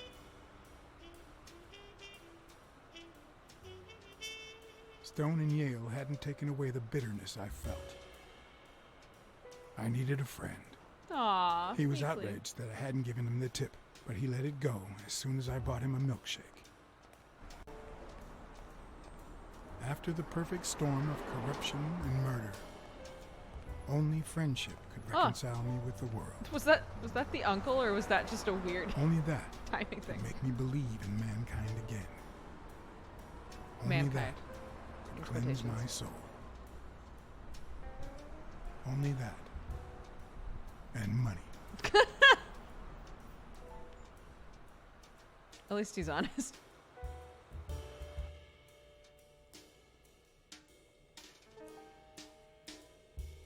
Look, a cat's gotta eat, okay? In your standard noir novel, Yale and Stone would be punished for breaking the rules. There would be justice for Sonia, the victim. But this was the real world. As the detective who had cracked the case, I just had to get my paycheck and be on my way. Nice to meet you, Mr. Blacksad. Mr. Thorpe is on his way. Care to take a seat while you wait? Sure. I guess I'll just have to wait. He'll be here in a minute. Please, take a seat. I felt like there's something weird about Thorpe from the start, but we'll see. Maybe he'll be like, hey, thanks, good job, and hand me a check, and I'll leave.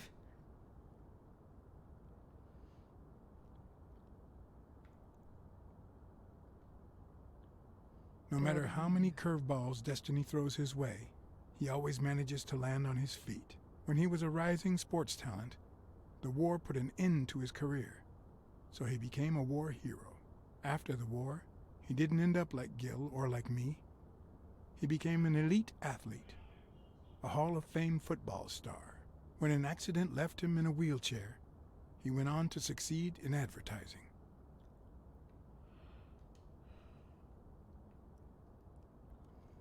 President. The last time I climbed a skyscraper, I had very different intentions. I wasn't there to claim my reward. I was there to punish someone.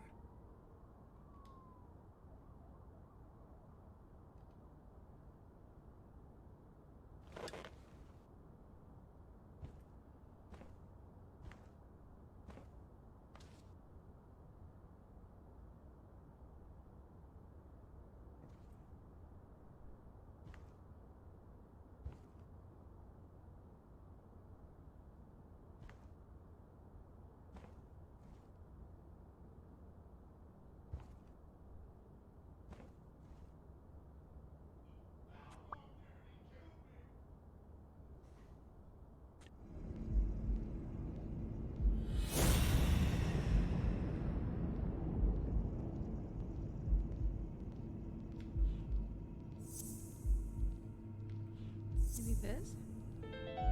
No, that's not possible. But what if Tim Thorpe was somehow involved in Mitchell's operation? Mr. Blacksad?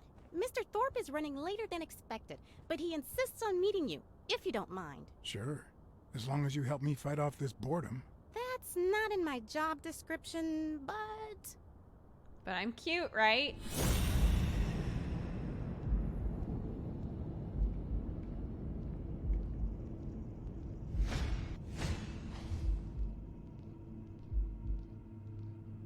Dexbonus with Sonia. So he was just meeting with Sonia.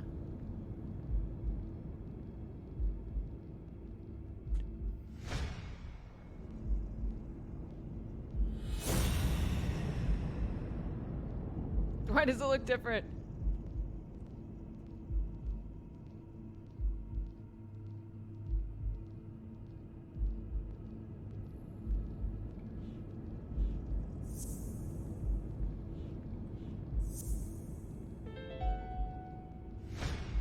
If my hunch is right, there should be a meeting with Mitchell noted somewhere in Thorpe's agenda.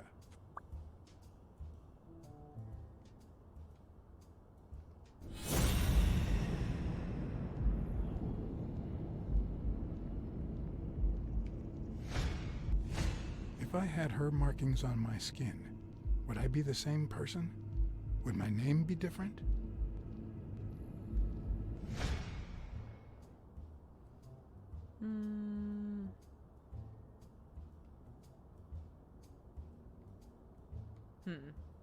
Has anything odd happened at the agency lately?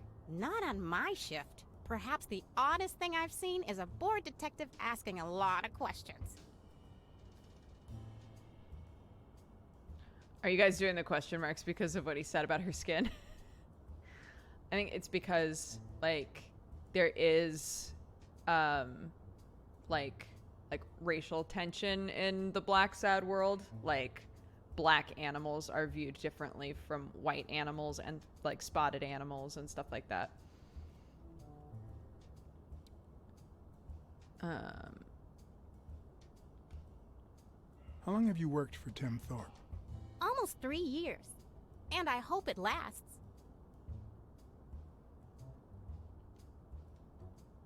Did he tell you how long it will take him to get here? They just left Delano's, so about 30 minutes? It depends on the traffic. I'm sorry for the inconvenience. Well, you see, I've got a problem. In order to figure out how much Mr. Thorpe owes me, I need to know what day I started working on the case. But I can't remember. You wouldn't have that written down, would you? It sure wasn't on my shift. I'd remember. Let me see.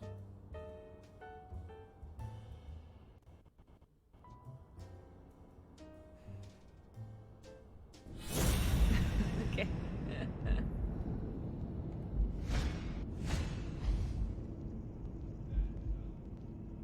Wallace.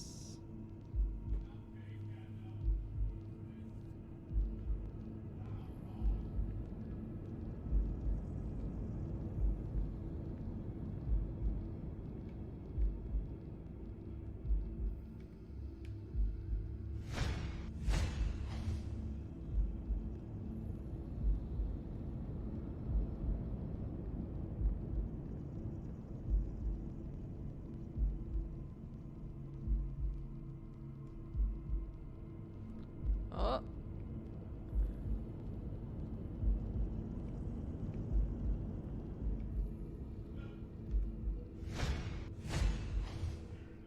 Hospital.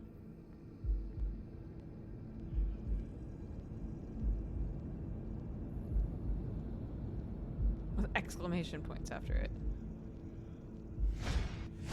It's actually kind of cool that after you've looked at the pages, you see her flip it in like slow motion.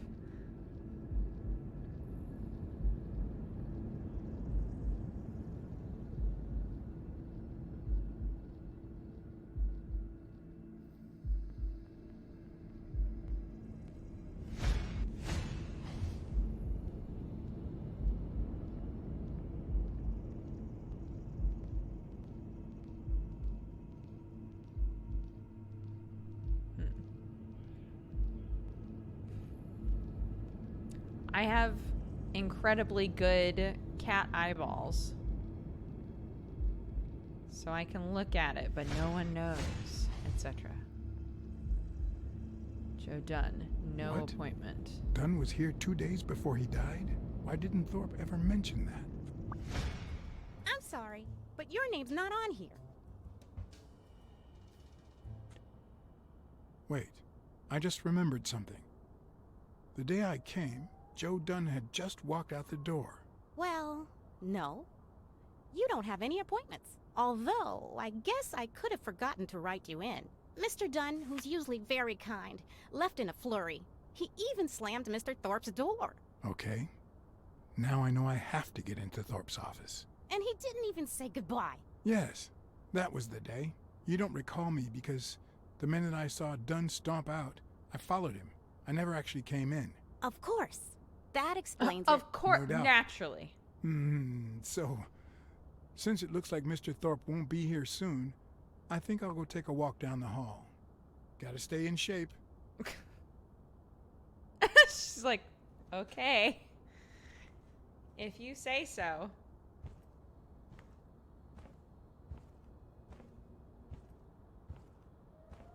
Come on, Thorpe. Tell me there's a back door to your office. Restroom?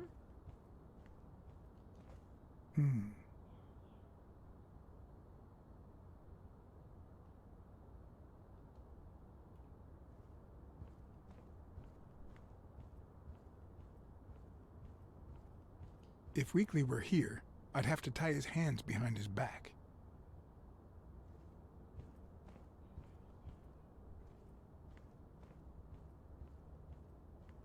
Ho ho.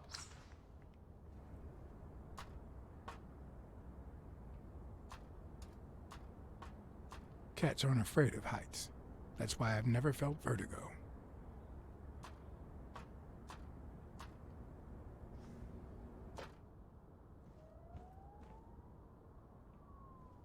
Easy peasy squeezy. Is that not the way I want to go? Oh. Here we go, baby.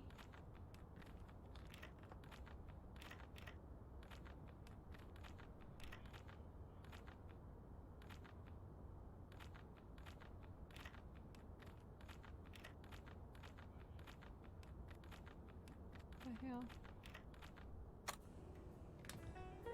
All right, we're in.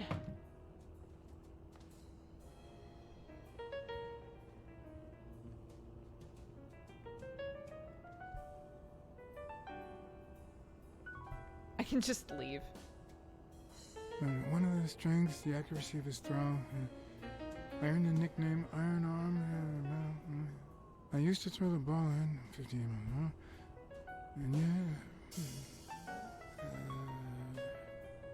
And wherever it wanted.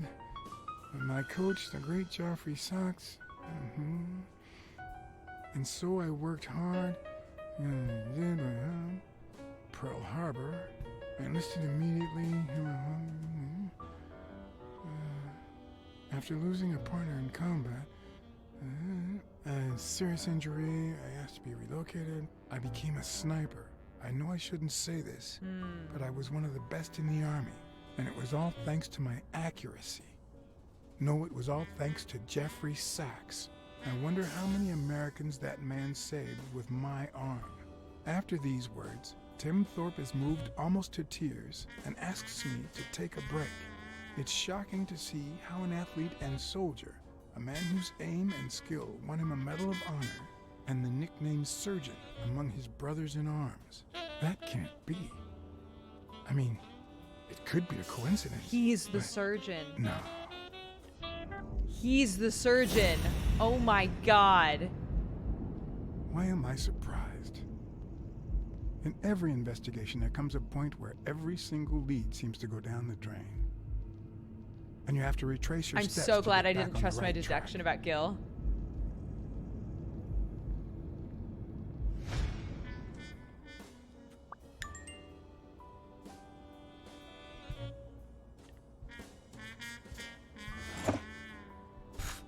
Of course. Why? A bottle that just says boss. Oh my god. Do you guys think he doesn't actually need the wheelchair? Oh my god. He can totally fucking walk, I'm telling you.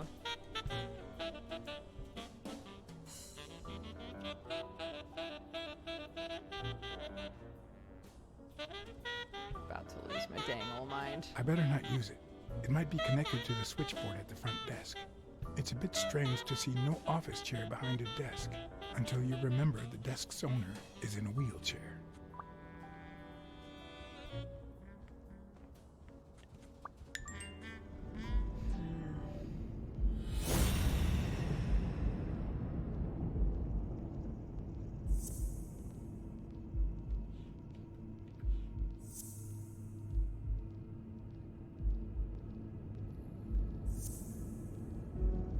Oops, no.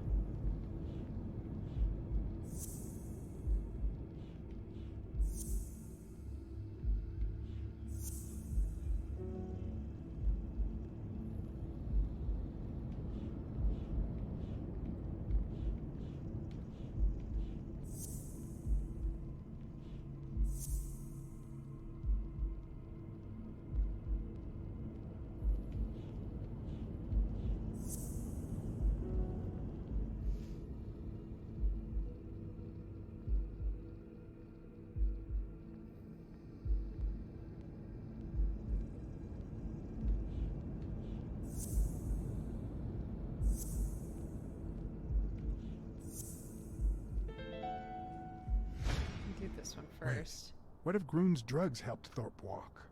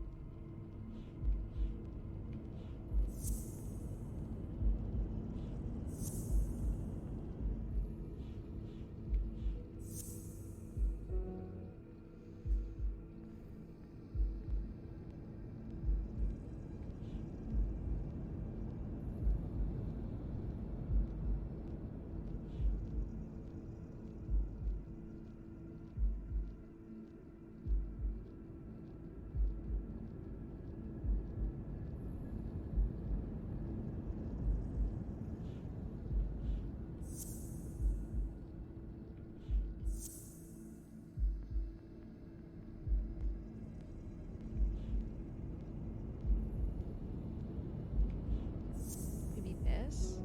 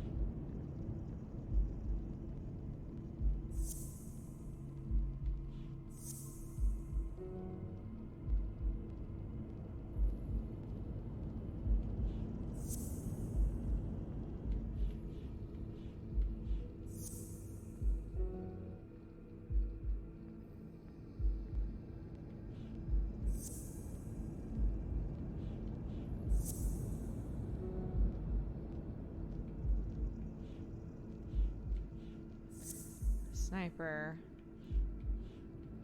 Sniper.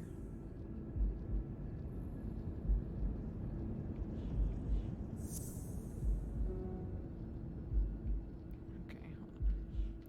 Sniper. Sniper. Okay. Of course. It wasn't Mitchell or Gil. It was Thorpe who shot Randall at the hospital.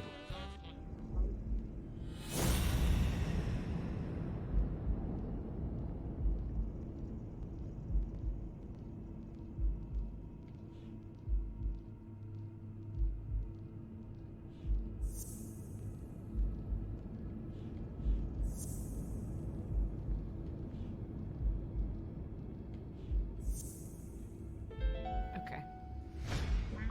That's it. Thorpe is the man behind the whole drug operation.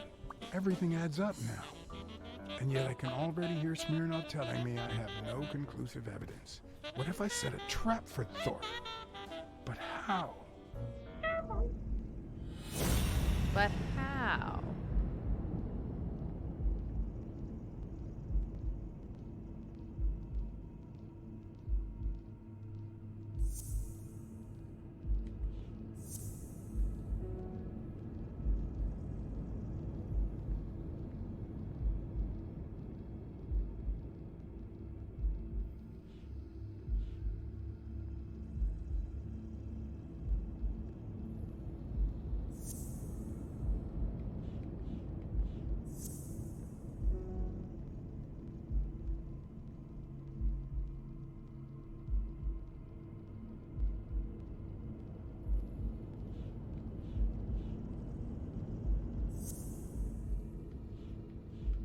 Did I already try this? Yeah, I did. To lure him into a trap.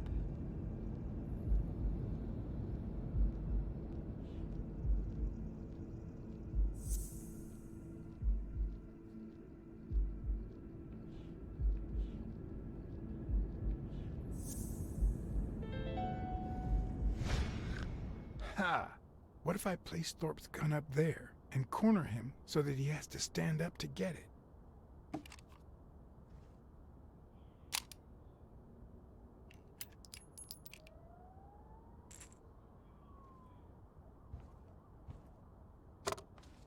The show was about to begin. All I needed was an audience and some patience.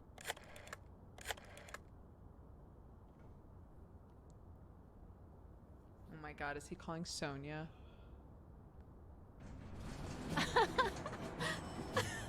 Stop it! Arr! Don't you know who you're dealing with, matey? What a silly man. Mutiny! You wants to be shark bait, do ya? Oh, Blacksad. I feel terrible for keeping you waiting. Sonia, Sorry. you're looking cute. But you see, there was mutiny on board, so... Stop. You see what I have to put up with. All right, councilman, to the cabin with you! Onward! Aye, aye, Captain. Come along, Blacksad. Julie, don't let anyone bother us.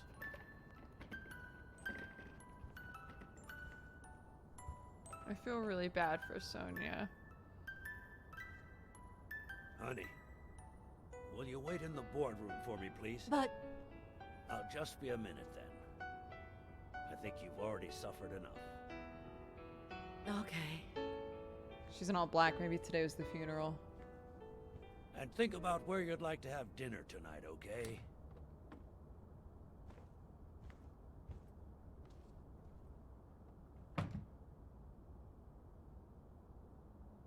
You see, I'm not gonna pay you for solving the case.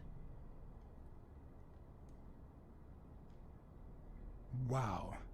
I thought you were the kind of man who is true to his word. No, it's not that.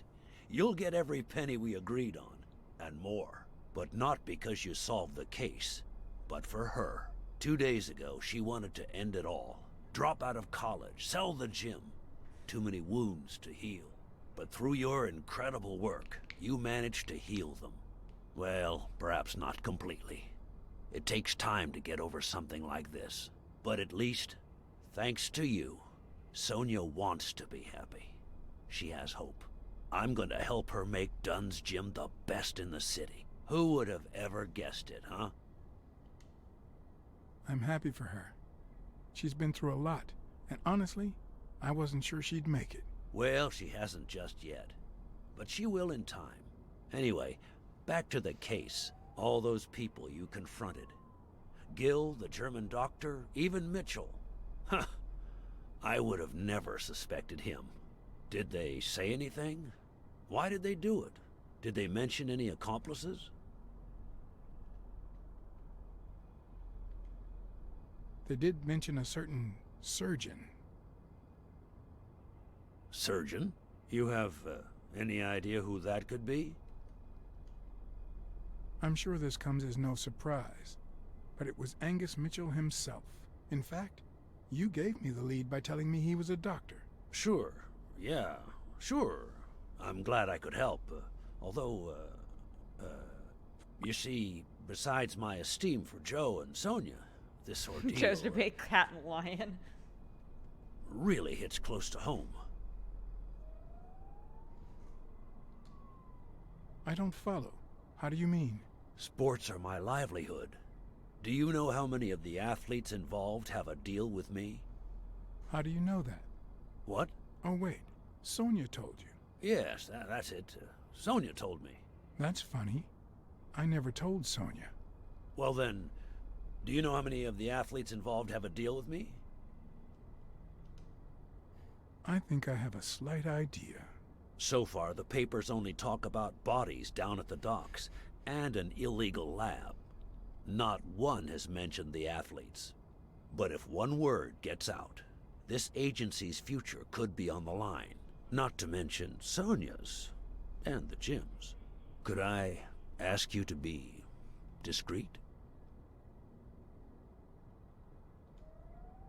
I'm sorry to say your future is already on the line. What do you mean? I wasn't completely honest with you before. I know you're the surgeon. A journalist told me. Ring a bell?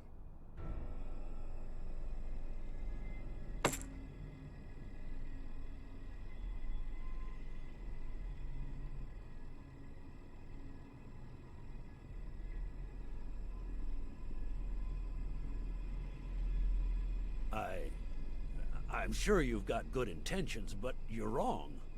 What makes you think that? I'm sure there's an explanation. I know that you are a highly skilled sniper, and I think it was you who shot Randall Lee at the hospital. Have you seen me, Blacksad? How could I possibly do that? Don't deny it. I know Mitchell gave him to you. People see a wheelchair and think, poor guy, he can't walk. But there's so much more to it than that. Some nights I can't even sleep from the pain. That doesn't explain why you didn't tell me you knew about those drugs. I hired you to solve this damn case. You think that's what a murderer would do? Only because you thought I'd blame Bobby Yale and drop the case. But as soon as I realized something wasn't right, you sent Randall Lee and Gil to give me a scare. And when all that failed, you ordered Lee to kill me. You're the type that won't open his jaws once he's got his prey, aren't you? I think I've made that clear enough by now. Yo!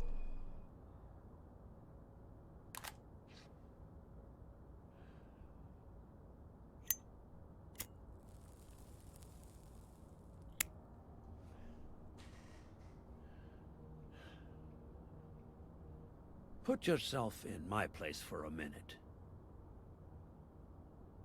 You're a promising football player who just got back from the war, but you're still a nobody. The man you saved kindly opens his house to you, and that man is still undone by his wife's passing. He works all day at his gym, and he drinks himself to sleep at night. So you practically end up raising his daughter. You give her her very first abacus. You encourage her to further her education.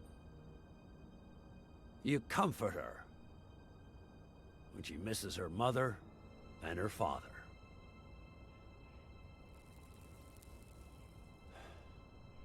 Meanwhile, your sporting career takes off.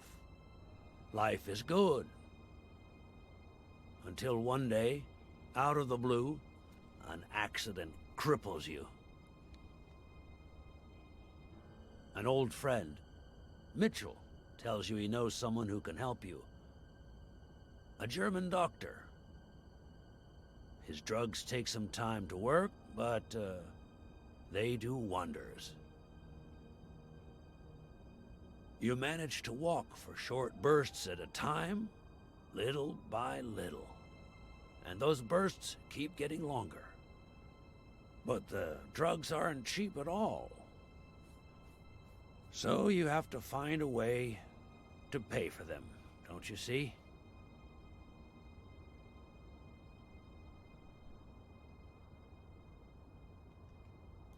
So you started by selling drugs to athletes.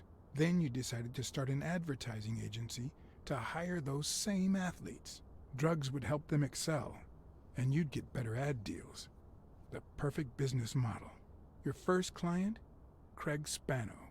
His career had hit a rough patch, so...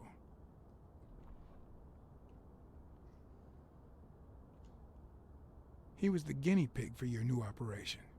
And yet, when the drug started having serious side effects, you got rid of him. Afraid he would talk, you tried to kill him. That's why he hid. From then on, your business was smooth sailing. You even began to think you were above the law. You thought that you were untouchable. Until Joe Dunn found out, and then, 2 days before his unfortunate death, he came to see you. That's enough now. You stop it.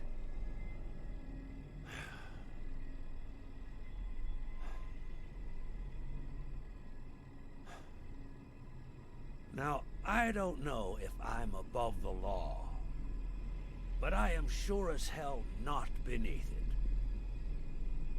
Do you know how much power Look at this I have? sassy cat The face. kind of people I eat with every day? I could shoot you right now, and nothing would happen to me. With that gun you keep in your drawer? I'm afraid not. I placed your pistol out of reach, just in case you happen to confirm my suspicions, Iron Arm. And now, if you'd excuse me, I have an appointment with the police.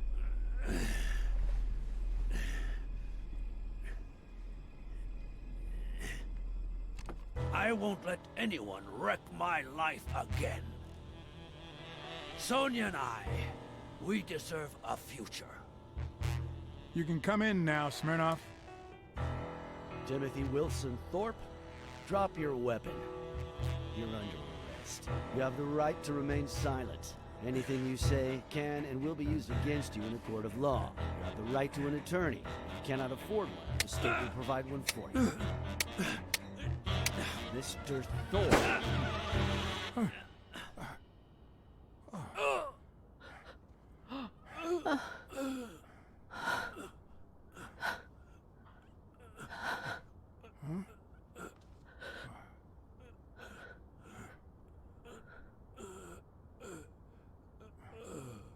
Oh, shit.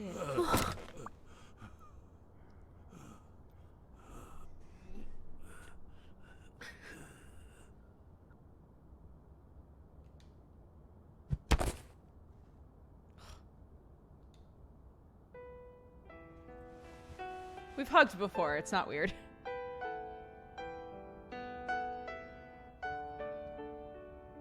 Sonia Dunn. You are under arrest for the death of Timothy Wilson Thorpe. You have the right to remain silent. Anything you say can and will be used against you in a court of law. You have the right to an attorney. If you cannot afford one, the state will provide one for you. Do you understand these rights as I have just read them to you? With these rights in mind, do you wish to speak to me? Watch your step.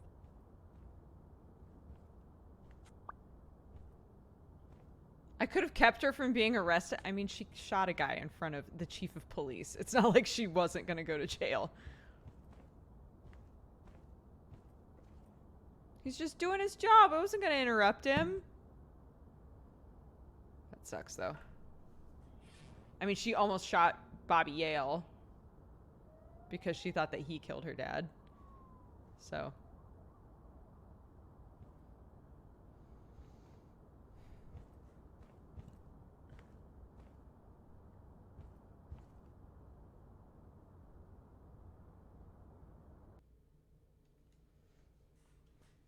But also, I mean, he had a gun pointed at us, so self-defense, right?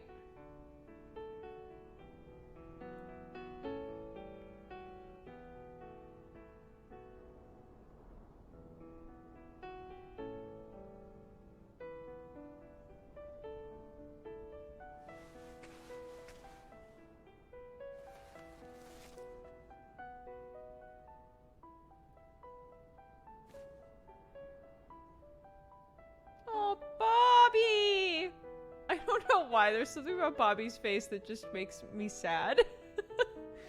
He's just got one of those doggo faces where you're like, oh buddy. I look so suspicious. After everything that had happened, the last thing I was interested in was the fight. Did Yale take drugs before the fight? Did Stone let him win? I had done everything in my power for things to go the way my moral compass dictated. Look at how ripped Whether they anyone are. would listen to me, They're just huge. I don't know why I always feel the need to comment on it. They're just big.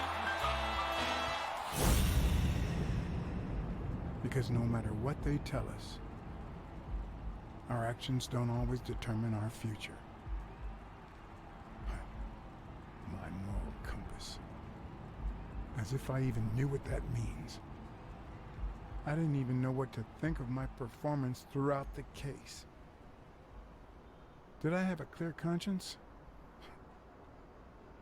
Would I have made the same decisions, given the chance? Yeah, I think so.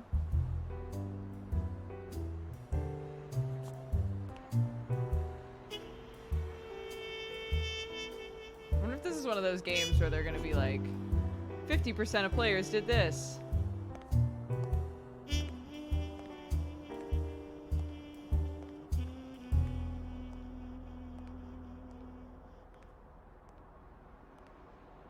Probably wouldn't have headbutted that rhino again. That's fair. Yo!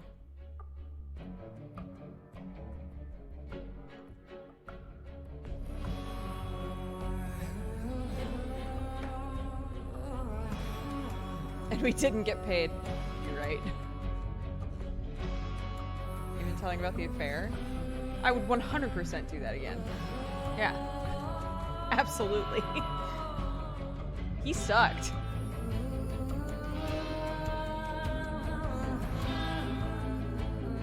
Yeah, I really enjoyed that game. I was very happy with that. Last hour got crazy. I know, so much happened. I would say, yeah, there were a lot of moments where you would make a decision and there was kind of dead air. Or like sequences that just took way too long. Some of that stuff I think could have been tightened up, but overall, I enjoyed the game a lot.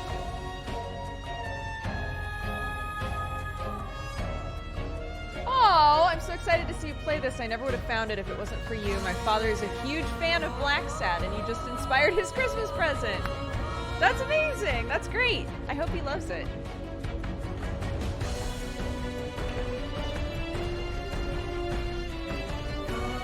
I was also thinking that, Lemony. Like, if we hadn't told Mary, or Sonia, sorry, if we hadn't told Sonia about Mary, she wouldn't have been fired, right? And then maybe she would have been the one who wound up shot on the roof. I was thinking about that too.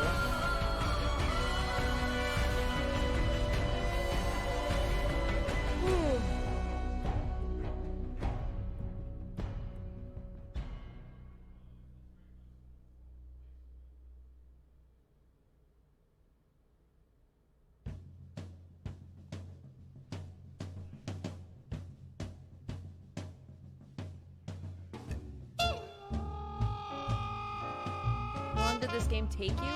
How long would you say, chat? I want to say like 8 hours? Something like that? Because it was 2 evening streams plus today.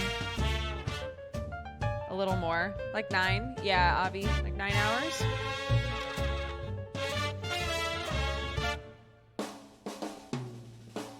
I'm so upset about Brunhilde, right? What the hell?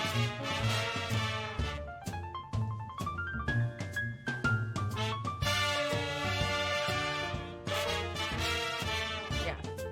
I really hope that they do the like, because they had a full breakdown on what type of Blacksad you were.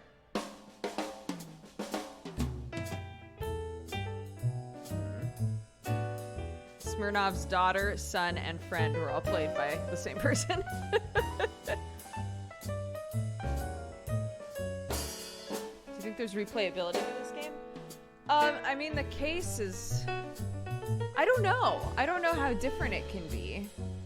I don't think, like, this isn't one of those games where a bunch of people in chat are like, oh, I played this. So, I don't know.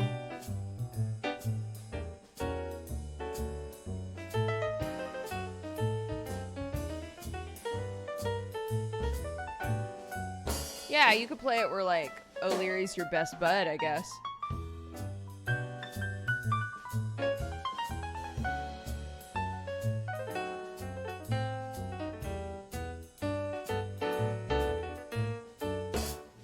There are multiple endings, but they're throwaway. Oh, so they're not that different, you mean? Yeah, I mean, at the end of the day, like, you're solving a case, and if you figure out what happened, then you figure out what happened. It's more like, is the path to get there different, right?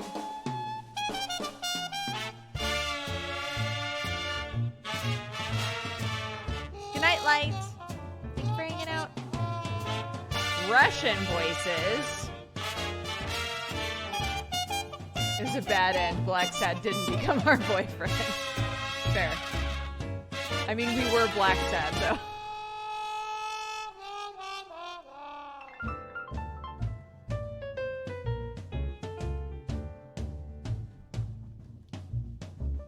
Shake my head. I wasted all this time not watching the end of this. I'm angry. It was a wild ride, man.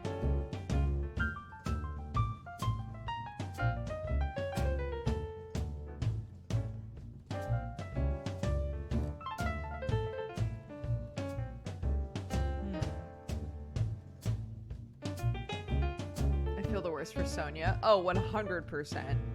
I feel terrible for Sonia. I did wonder if there was a way to do the end where she wouldn't shoot anybody. But I'm not sure.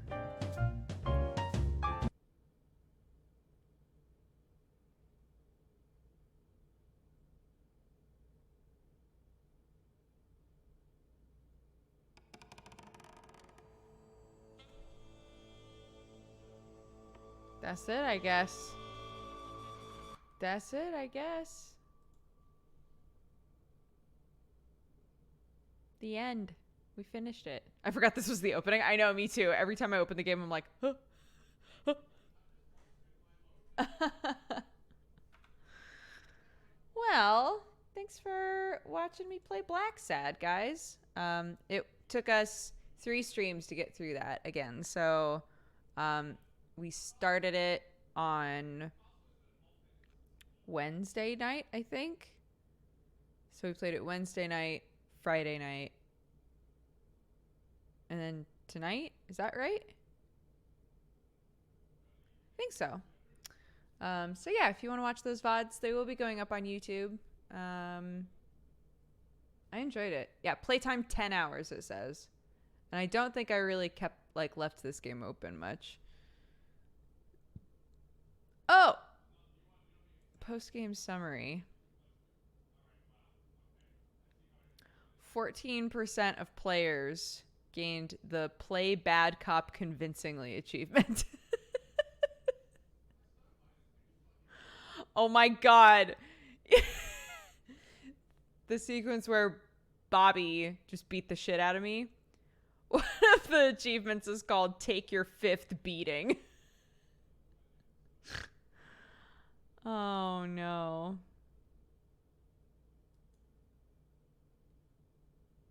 I'm so mad.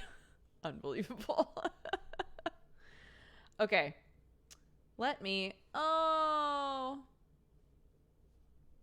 Forgot that I still had my character sheet up. Guys, my D&D character died today. It was the final session for the entire campaign. And all of us died except one. I teared up a little. I was like, ugh. Ugh. It was really good. The way that it ended was really, really good. I heard this from Brett. Sad days. Yeah. It's a private game. Yeah, we've been playing it for a while. And we just did like the epilogue, like the final battle basically. And at the end, basically we were destroying, in this world there are two gods that kind of like wrestle for control of the world, and everything has built up to us basically destroying those gods so that mortals can like live in peace essentially. And so their team, Sam's team, was destroying one god and our team was destroying the other, and we were all successful. We did it, but what we didn't realize was that the toll of doing it would kill all of us. Like we all peacefully died basically. But there was a really, really slim chance that you could live. You had to roll at least a 30 on a Constitution save at the very, very end. And Joe Fudge's character rolled a 35. And he was like, yes! And then he was like, you're all, it was like telling all of us like, oh, you're all, feeling like this warm, comforting pull to the afterlife, essentially, blah, blah, blah. It's like, do you all have anything that you want to do? Like any last things that you want to say to one another? And my character was wound up being kind of like a gruff mom character. So she like pulled everybody in for a hug. And Brett said that like, as I pulled everyone into the hug, Sterling, Joe's character, was just pulled away from us. And he woke up on his own, like completely alone. It was so sad. I was like, no, like legitimately really upset. Sad days, man. It was a really good ending though. Brett was like, I'm so sorry, Joe. Like, like you're literally just all alone in this world now. And he was like, it's fine. This is great. Oh, D&D, man. Can get real. But now I get to make a new character because the next game that we're playing, I guess, is 500 years in the future. So I can make my artificer. Very exciting. Anyways, let me read off everything that happened here. Switzerland's Otters, thank you for the 34. Light for the 22. Carlin Designs for the 26. Draylin for the 2 years. Happy anniversary. Thank you very much. Stampa, thank you for the 15. Oh, Gerard, thank you so much for the dono, bud. Thank you. I hope that everything's going good for you. Tyrell Stratus, thank you very much for the 29. Sanguine for the 13. Aubriana Artwork, thank you for the 33. Death Off Steve, thank you very much for subscribing. Halo Lover, thank you for the 1 year. Happy anniversary. Kindly Emperor for the 39. Ikari for the 58. Venna for the 22. And Avi just gifted a bunch of subs. Avi gifted subs to Brandling, Goomba Pie, Bearded Bear, Prodigisaur, Void House, BB Nubcakes, Stradibario, Legend of Jenny, Cute Rodent, Ibex, G Jardim, Flanders 125, Muthukumari, Zegate, Peach Creek, Viantha, Deathmeister, Desan, Sully McAwesome, and Shiwi. All of you, welcome to the Cat Gang. If you're gifted a sub, be sure to say thank you to Avi. Thank you so much, dude. Yeah, I am gonna go. I'm gonna go chill. I'm so glad that we finished that. It's a good game. If you only tuned in today and you were like, that seemed very interesting. It's called Blacksad. It's based off of a Spanish comic. Which is, at least in America, it's published by Dark Horse. So if you wanted to read it, it's very good. It's a very adult, pulpy, noir, New York detective shenanigans. So, all right, guys, I will see you tomorrow. Okay? No co-optional. So I will be here for Super Cousin time with my new hair. I'm getting a haircut. I'm very excited. Okay, bye. Have a good night. Wait. Oh, who are we? Hold on. Who are we rating? I'll just send you to my husband. Why not? There you go. Okay. Bye-bye, guys.